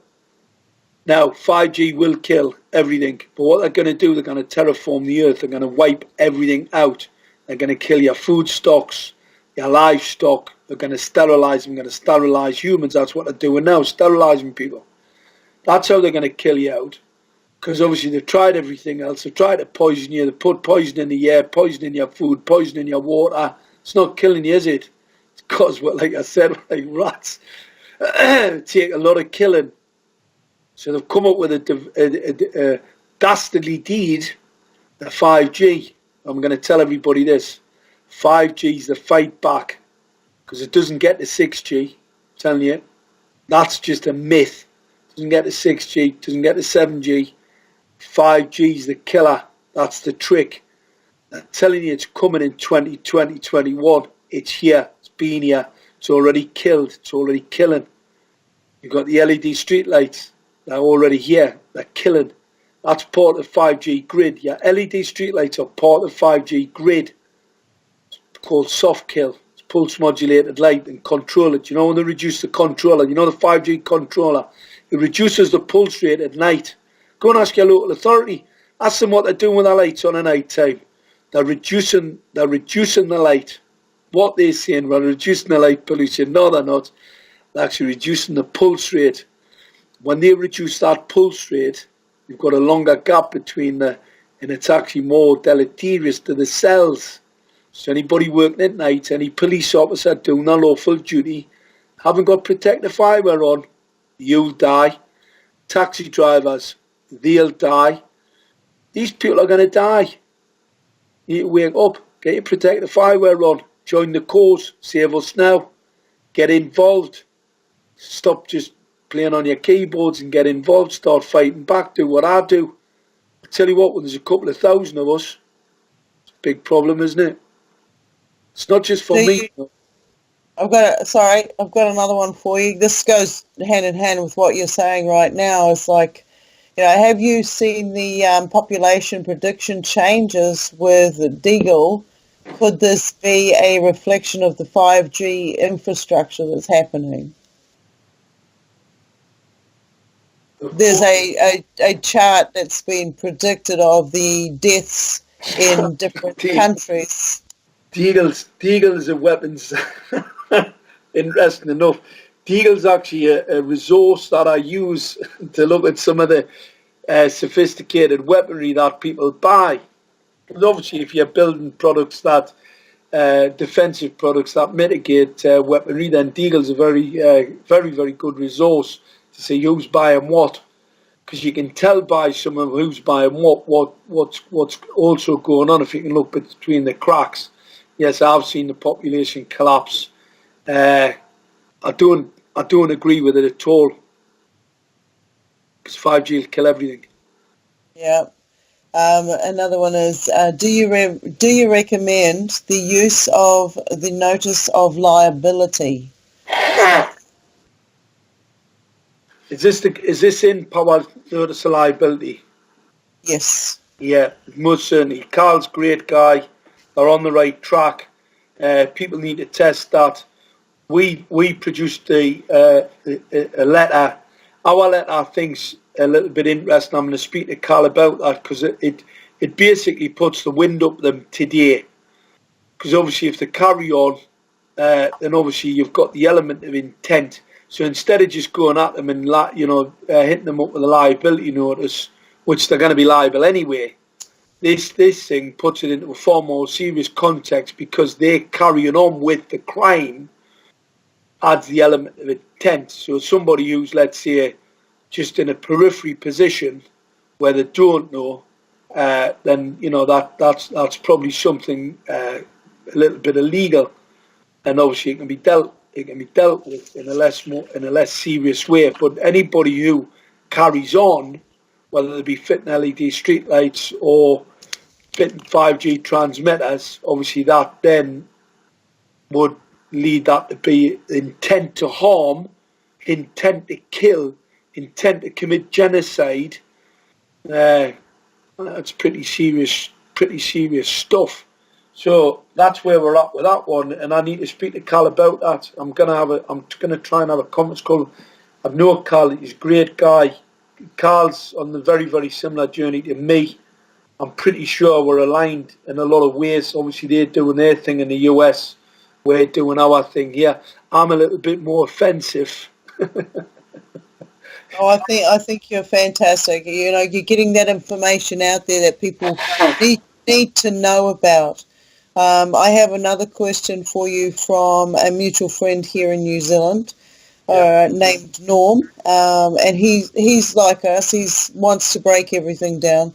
So, and that being that 5G has fairly short or shorter wave projection field, and that because of the nature of the wave is to penetrate anything it hits, does this render it useless or ineffective in areas of high humidity or rainfall? No, because 5G is a mass of lots of different frequencies, lots of different signals. 5G is basically the tie-up between all of the integrated IoT systems. So if it is going to be connected, any system that emits radiation, any device that emits, your 5G is your interconnector. So it interconnects with everything. So you've got it operating on lots of different frequencies, sub-gigs, high gigahertz ranges. There's a proposed 60 gigahertz part of the spectrum that they're proposing to use. I mean, this is crazy, this, by the way. Here's an interesting nutmeg. I invented a carbon cracker. What I mean by that, a device a reactor to disassociate the carbon dioxide molecule. And I did that. I was working on a project in Shell.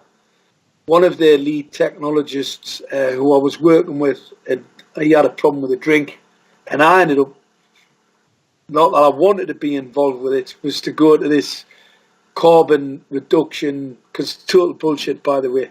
I was tasked to go to this carbon sequestration, carbon capture and storage project at Leeds Armory. So anyway, it gets there, they've got all the government twonks up, you know, basically talking a complete load of garbage. And as I'm listening, I'm getting more and more agitated, and I'm thinking this is a total out and out scam. Another deception, another scam. You know, it seems that's all they can do, these lot, you know. So anyway, a total load of rubbish. And I thought, hang on a minute, I've got a really good idea. Because I knew about signals, frequencies, and I knew about dissociation of bonds. Because obviously we'd worked on some stuff like that in the early days, you see. And I thought, I tell you what, why don't I invent something that we can stick it in a flue, you know, in a power station, and it can crack the carbon dioxide molecule. So anyway, I did a bit of maths. I had a professor friend of mine look at it. We worked a little bit together on it. And then I went to Strathclyde. We had another chat with a scientist professor at Strathclyde, and we discussed reactor designs and one thing or another. I did a few drones. Anyway, we had this feasibility study, and I thought, oh, this is nice.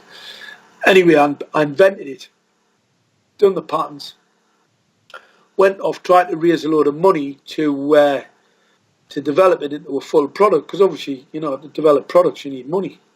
And we couldn't get any money, and I knew quite a lot of very interesting people. So it shouldn't have been a problem, because it was all the rage. It was the thing everybody was talking about, carbon dioxide, this and carbon dioxide. Not that I believed in the whole project. I just thought, I'll invent this thing and it'll actually save them a lot of money from the absolute catastrophic sequestration plants and the re-injection of carbon dioxide underground in these oil well holes in the middle of the sea, because that was just a total scam, and it wouldn't have worked anyway. You know, I mean, I'd never say impossible. That was impossible what we're trying to do, unless you'd actually totally took everything to bits and started all over again.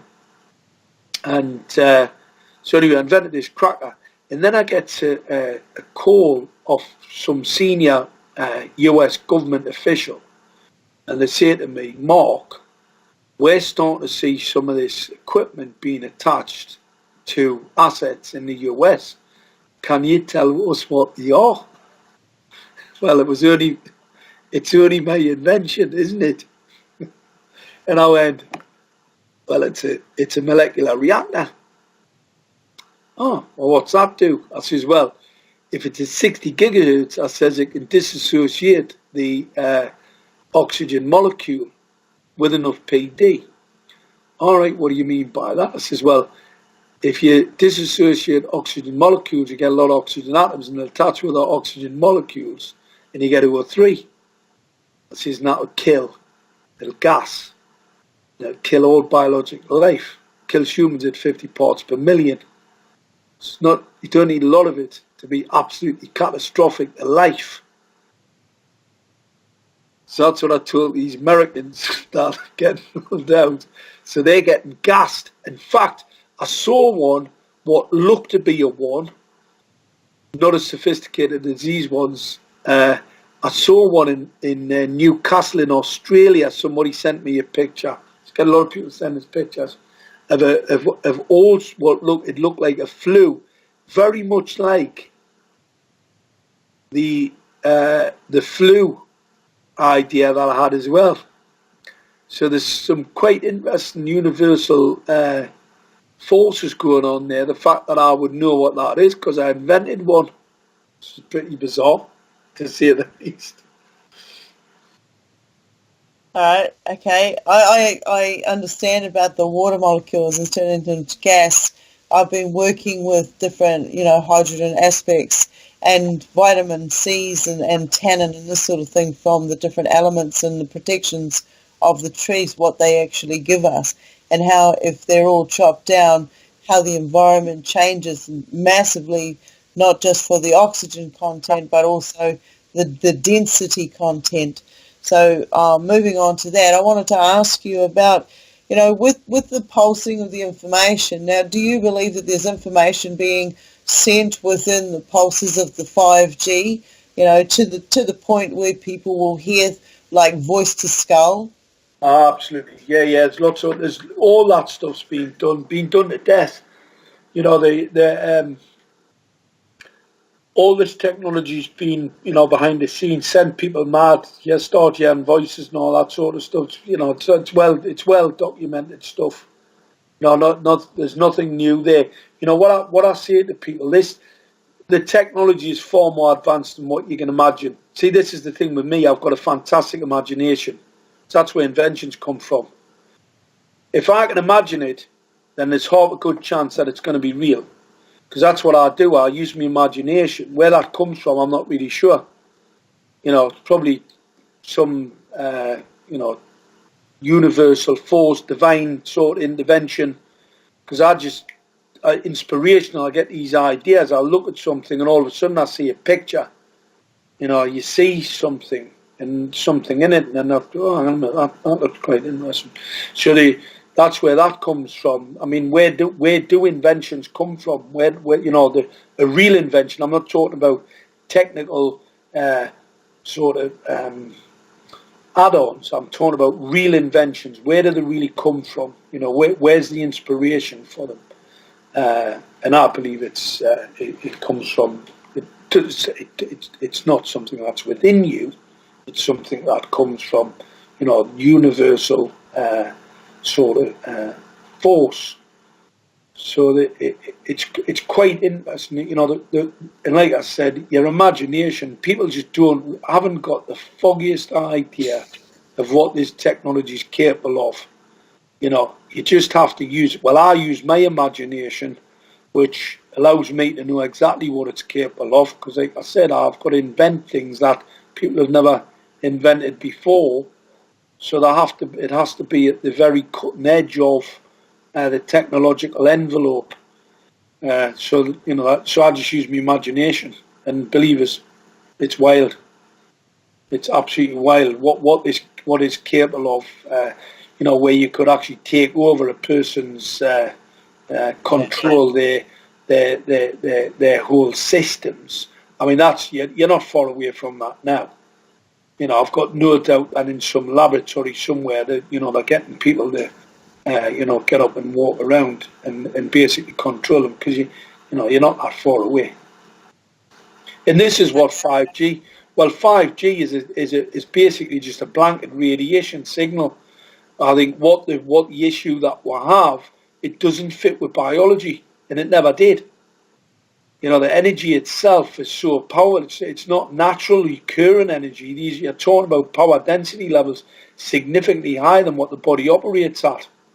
Your cell function operates at, in the millivolts, 20, 30 millivolts, plus or minus.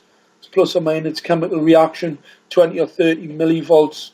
And then you've got a signal coming from a transmitter. It's 20,000, 5,000, 200, 400s millivolts. Yours operates on a minus to a positive at 20, 30, 40.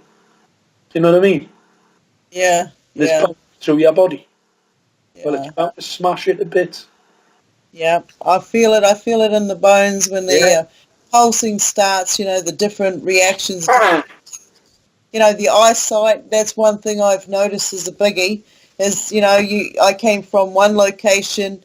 I heard the ringing from one location and go out of the city, and it changes. So there was that, and then there was the eyesight.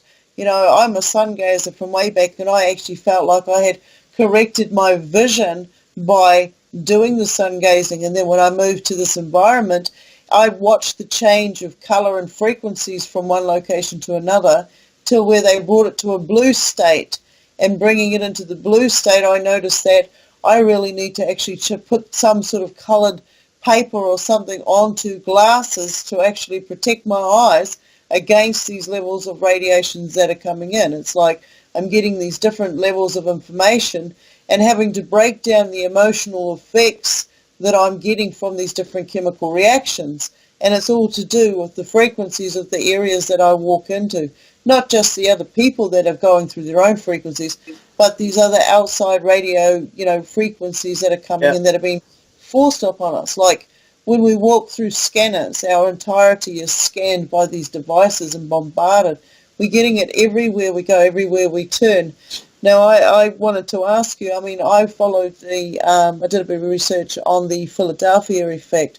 I don't know why. It was just one of the areas that seemed to be important at that particular stage. Now, looking at some of the side effects that took place with that, would you say, because I'm on the strong belief that frequency was tested on those people in the first place, and that's how they got, into that position.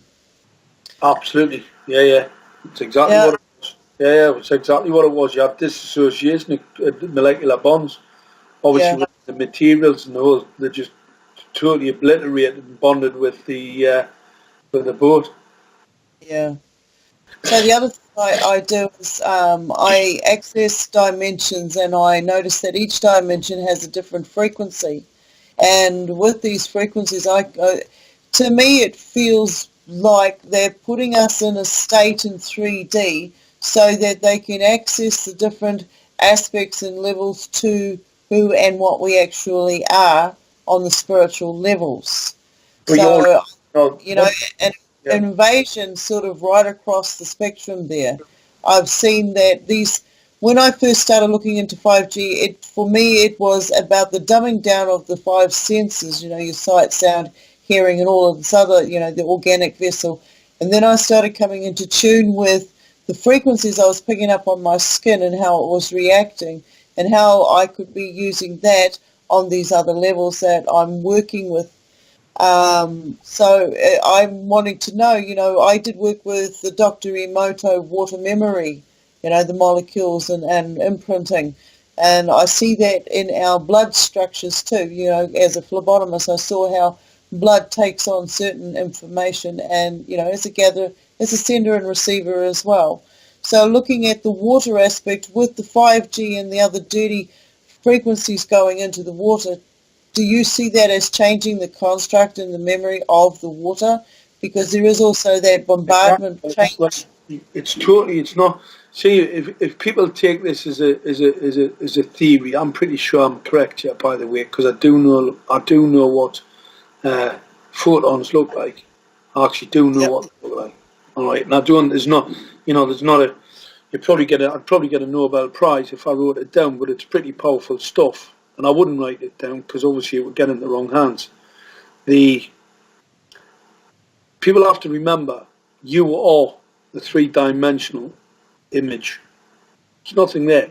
three-dimensional image, but it's operating on frequencies and levels of radiation levels and power density levels.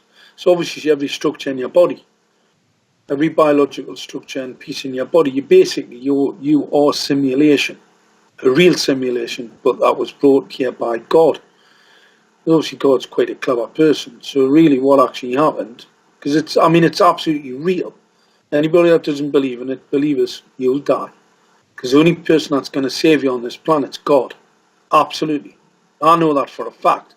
If you'd asked me this 5 years ago, or even 2 years ago, I'd be pretty sceptical about what I'm saying. I'd say he's a fuck. Sorry, I shouldn't swear. He's a crack. But I'll tell you now, what's happened to me over the last couple of years, and in particular the last 12 months, I absolutely 100% can assure you scientifically, right, that we are God's creation. Alright? And not only that,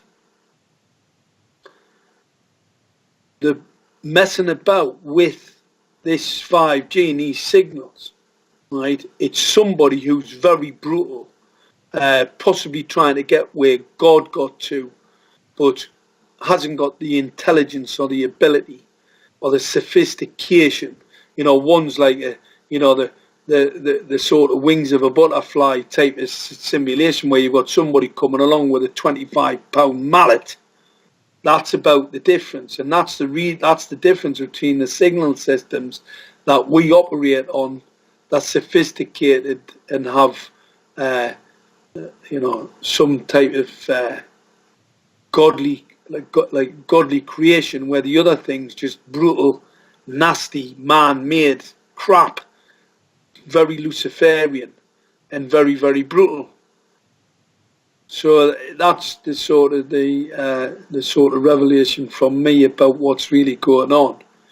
Somebody's trying to emulate what happened before, and what's going to happen is, if we don't stop it, that is, we're going to destroy everything. Because unfortunately, what we are will not withstand this attack unless we stop it, we physically stop it. We have to use our, let's say, simulation to stop that attack. People need to wake up, get involved, and get it stopped. Okay.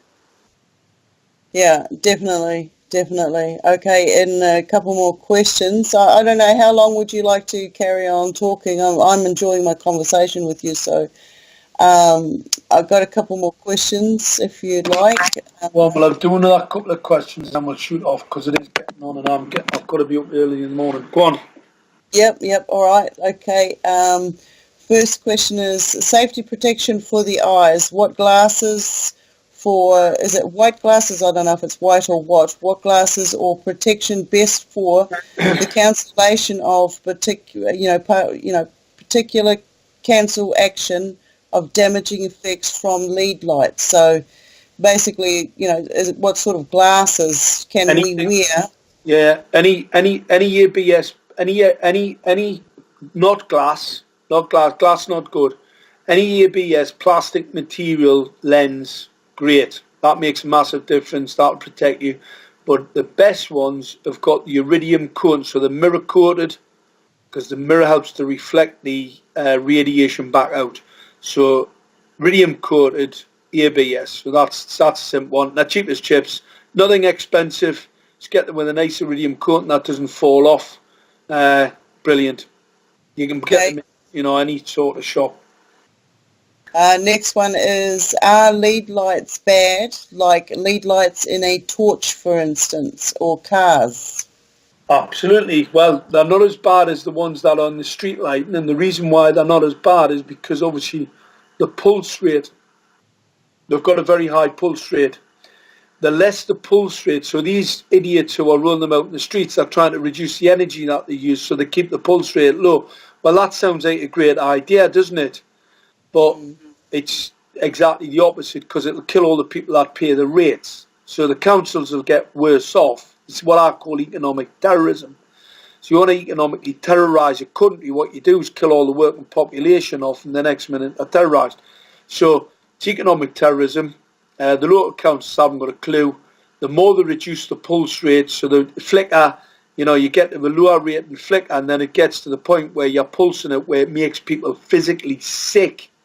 You get it down again where it actually makes them have a fit.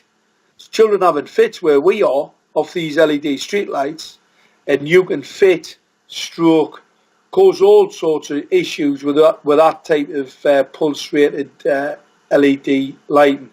So they're not safe. LED streetlights in the house, obviously they're in a diffuser, pretty alright. Not dangerous, not good. All artificial lights hazardous. LED streetlights are more hazardous than most. The blue phosphor coated ones are lethal. Your screen is an RGB. So the screen in your phone, screen in your laptop, they're not safe, but they're not dangerous either. LED streetlights in the street are dangerous. The ones in your screen, what happens, you get a balance between the RGB colorway, and that balances it out so it's more natural. Yeah? So even though you've got a pulse rate, it's not going to kill you, but those lights outside will. So the screens, as long as it's this far enough away, so you don't get a thermal impact. The things in the street, totally different thing. You've got a lens pointed at you, very, very dangerous, even at distance. Okay, so at distance it doesn't actually matter. I mean, if I'm looking at the street lights outside, they are LED lights, and they come down in a triangle sort of pattern, whereas the lights prior to that didn't. What is the distance from, how far does it actually reach? You see the light coming down, you see it coming around in a cone pattern. What is the actual distance, or is it just sent out as in wave frequency form? Well, one of the things a lot of people don't know, it's the damage from this type of light is frequency dependent. It is not power density. And what I mean by that, so it doesn't matter how close you get to it. Obviously, the closer you get, it's going to be an issue, because then you start to see thermal effects, which are very detrimental. But the actual damage is caused from the frequency, not the power density. It's not power density dependent. All right, so this is another one of the lies about you being at quite a distance and there's not really a problem. Well, yes, it is a problem, a serious problem, and that's why we have now the epidemiological scientific data to show a doubling in breast and prostate cancer, which I must admit I was shocked at. I knew they were dangerous, but I didn't think they were that dangerous. The fact they've doubled the breast and prostate in 2 years, when I know that the epidemic could be 25 years out, think of the catastrophe and the millions of people who are going to be murdered in Europe and in cities and towns across our cities and towns as we speak are going to be murdered from this technology that is untested, unproven, in breach of the Nuremberg Code and a crime against humanity. From your local council that you're paying for. Here's an interesting one. Do you know weapon systems? So I always tell this one, people like it for some inexplicable reason. Right, weapon systems all about kill for how much? Alright, so you build a bomb, and that bomb, you can kill so many, and the bomb was, 50 quid or whatever it was. A lot more than that, by the way. That's why they say it cost a bomb. They do cost a bomb because it cost a fortune. So you say, right, there's a bomb, it'll kill 500. And then what they do, they divide that up with how much it cost a bomb. So then they'll say, well, it was a $5 a kill. Yeah? Then you get a bullet. So everything's costed out. It's economics, right? Military economics. So it's all costed out. Gas is pretty interesting. Now, can you imagine being able to build a weapon system? I mean, this is really interesting. Can you imagine being able to build a weapon system, but you get the taxpayer to pay for it? The taxpayer pays for all the weapons systems anyway. Right? But imagine getting them to pay for it. Pay for the electricity to man it, pump it out. So it doesn't cost you anything. So the kill's zero. So the people who are behind this kill, it's not costing them anything. It's costing you. Do you know why it's costing you? Ignorance. The only thing that's going to kill humanity is ignorance. Ignorance from what's going on around them. So what I say to people tonight, do your own research, Don't believe a word I've said tonight, because I can tell you now, when you start looking into it, it's a lot worse than what I can tell you. Or come to one of my shows, watch some of the videos, even though Google had to take all me, well, it took the Save Us Now political movements channel down. That's because I did some technical talks on autonomous vehicles. Oh, they didn't like that.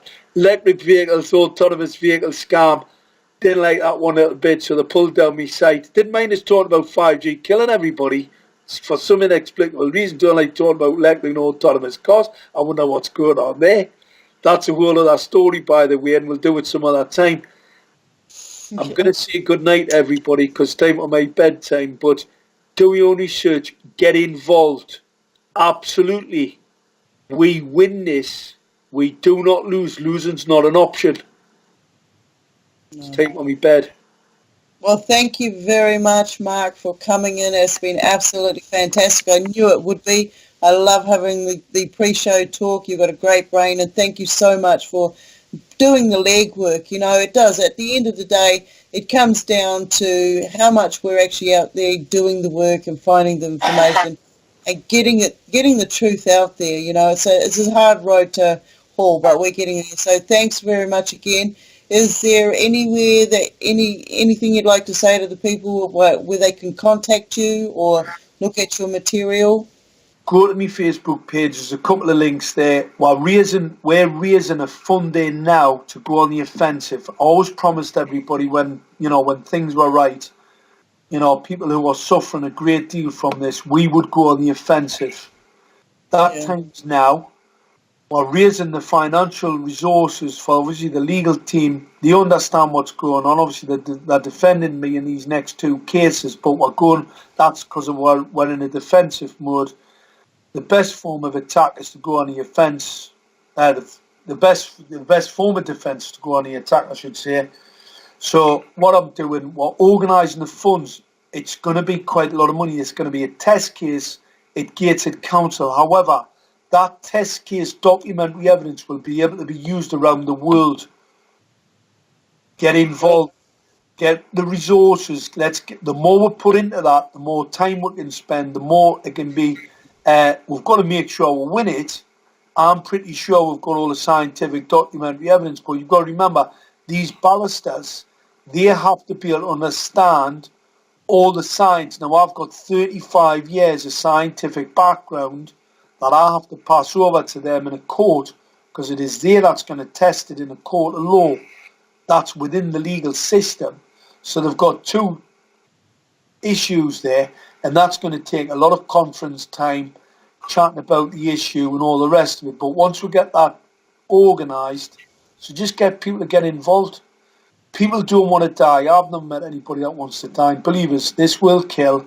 We are here to stop it. We're on the front line. I don't mind that one little bit, because I know how existential a threat 5G is. Yeah. Like I said, I'm an offensive person. I'm going on the offensive. Thank you again, Mark, for joining us. Mark Steele, everyone. You can find me again next week on Tuesday UK time, 9 p.m. It will be Wednesday, 10 o'clock in the morning for me. Thank you again. You've given us a lot to think about. So safe journeys there, Mark. Great show. Good night, everybody. Good night. Good night. Good night, guys.